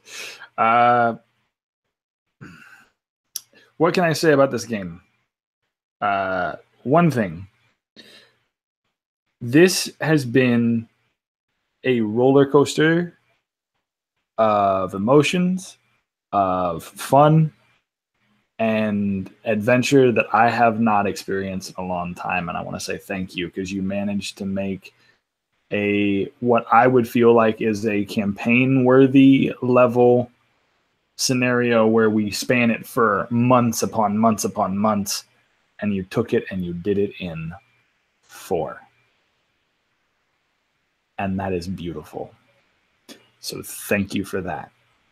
2, I want to say thank you to all of the players that are a part of this game, because without you guys, that experience would not have been at all as worthwhile, I think, because all of you did fantastic and held up your end of the characters. And 3, my name's Chad Nick. Yes, I played an asshole in this game, and I promise you that if somehow Hargraves lives to tell the tale of this campaign in another thing, like emotions and feels beyond what have happened, it's gonna be amazing. Yeah, I'm Chad Nick. I run a little channel over on the YouTube called Same Thing, My Name. That's Knick. I also am 1/3 of this lovely man's and our brother from another mother, Jeff Doty. We run a little podcast called The Dudes of Yore, and you should check that out. Other things you should check out. I've got a lot of places to plug. I don't have enough time to do it here, but you should totally check out a bunch of other things and a bunch of other people. All of these people are amazing. Please check them all out. I love you guys. I'm out. I love you. Peace. Thank you, Chad. I appreciate that very much, man. It's always a joy to have you as a player. Thank you. All right. Up next, we have Alan. Oh, Jeremy. A conclusion to another great game of yours. What can I say? I really like Chrome City. I think you bring all the right tones to a cyberpunk game, and you don't have to muddle it up with a bunch of special rules like other systems. I mean, those are all great and those are fascinating and everything else like that. But to me, they're not needed. If you want a cyberpunk game, you got to focus on the tone and the immersion, and you do that very well. And this was a cyberpunk game, and we didn't even have any special cyberpunk rules. So players did phenomenal. Everybody just really brought out their characters and really felt like these people were a team. They harked on each other, but they laughed together. They were flawed. They had strengths. They had weaknesses. And overall, it was a very wonderful story. And I'm really excited to see the other half once this is all put together at the end of your experiment, as you called it. So it was a wonderful being a part of it, and I thank you so much for inviting me to it. So my name is Alan, and you can catch me on Jack for Traps. I have some live plays there with Jeremy and Chad and other people, and they've all been really great games, and I appreciate them as players as much as playing in their games. So go check that out, and again, thank you so much. Absolutely, man. Always a pleasure. I'm still waiting for that second Ninja Turtle game. That's got to happen at some point. Up next is Chad, the other. I'm the other Chad, otherwise known as Chad Smith. You can find me on YouTube as Chad Smith, or you can find me on Sundays on Twitch on Jacob Norman's channel, MPD, Mini Terrain Domain. We got another Harbinger campaign going on there. Otherwise, do check out the Absolute Tabletop group so you can get in games like this or run your own. And this has been a blast. I am sad to see it come to an end, but at the same time, like every great story comes to an end. And it was phenomenal from top to bottom, beginning to end. Thanks to you, Jeremy, for running it, picking me, picking these great people. It was a great time, and I look forward to hopefully crossing paths with you guys again in the future, and hopefully other new people. So get out there and roll some dice. Thank you, guys. Hopefully they're not there for you. That's fighting. Not this time. That literally sounds like there's a helicopter coming to pick up Elias from the drop zone. Like that's literally happening. Elias is done with this mission, so he's got to go. Elias is like, oh, cool. It's dead. All right, cool. I'm out. I'm peace. We're done. I'm gonna pay you when everything's over. I'm gonna go have some wine and some feels. Deposits are in your bank. Yep. Yes, Chad. It's been an absolute pleasure. I think this has been the first game that I've ever run for you. It's not the first game that I've played with you. Right. Now we played one other. Yeah, it is the first time that I've run you in a game, and it's been fantastic, man. Again, Elias was kind of the cool head in the bunch, which was really, really nice. He was kind of the voice of reason, but he still had an edge of his own, which was really nice. And yeah, the gun arm things, it was fantastically kitschy. I liked it a lot. It fit the setting very, very well. All of the channels that you have heard mentioned should be able to be found down below. And though she does not have a channel yet, the last but not least is Karen. I don't know what to say that hasn't already been said. This was absolutely amazing. I loved the gritty Chrome City. It was super, super awesome. I too am sad it's over, but also that was great. That was a great ending. So thank you everybody. This has been an amazing time, and love to do it again. Absolutely. Thank you very much. And I think this was the second game that I've run you in. You played in my Masters of the Universe game before this. But this was obviously very different, and it was longer term, and it was my pleasure. I enjoyed having you very much, Karen. The four of you together were, like you said, a cohesive team, and it felt like you had real camaraderie. And part of that was because you all brought real people to the table, which was fantastic to explore with you guys, alongside all of this crazy, weird, noir, neon action. So once again, I thank you from the bottom of my heart for all the kind words and for just being a part of this. I couldn't do any of this without players that were as gifted as you guys are. For those of you who have been tuning in, thank you very much for watching this, hopefully the whole series. Maybe drop a subscription, drop a like, check out some of the other stuff on the channel. There's plenty around. And stay tuned for the Vigilantes to finish this up at some point in the future. And until next time, may your dice roll high and your snacks always be within reach.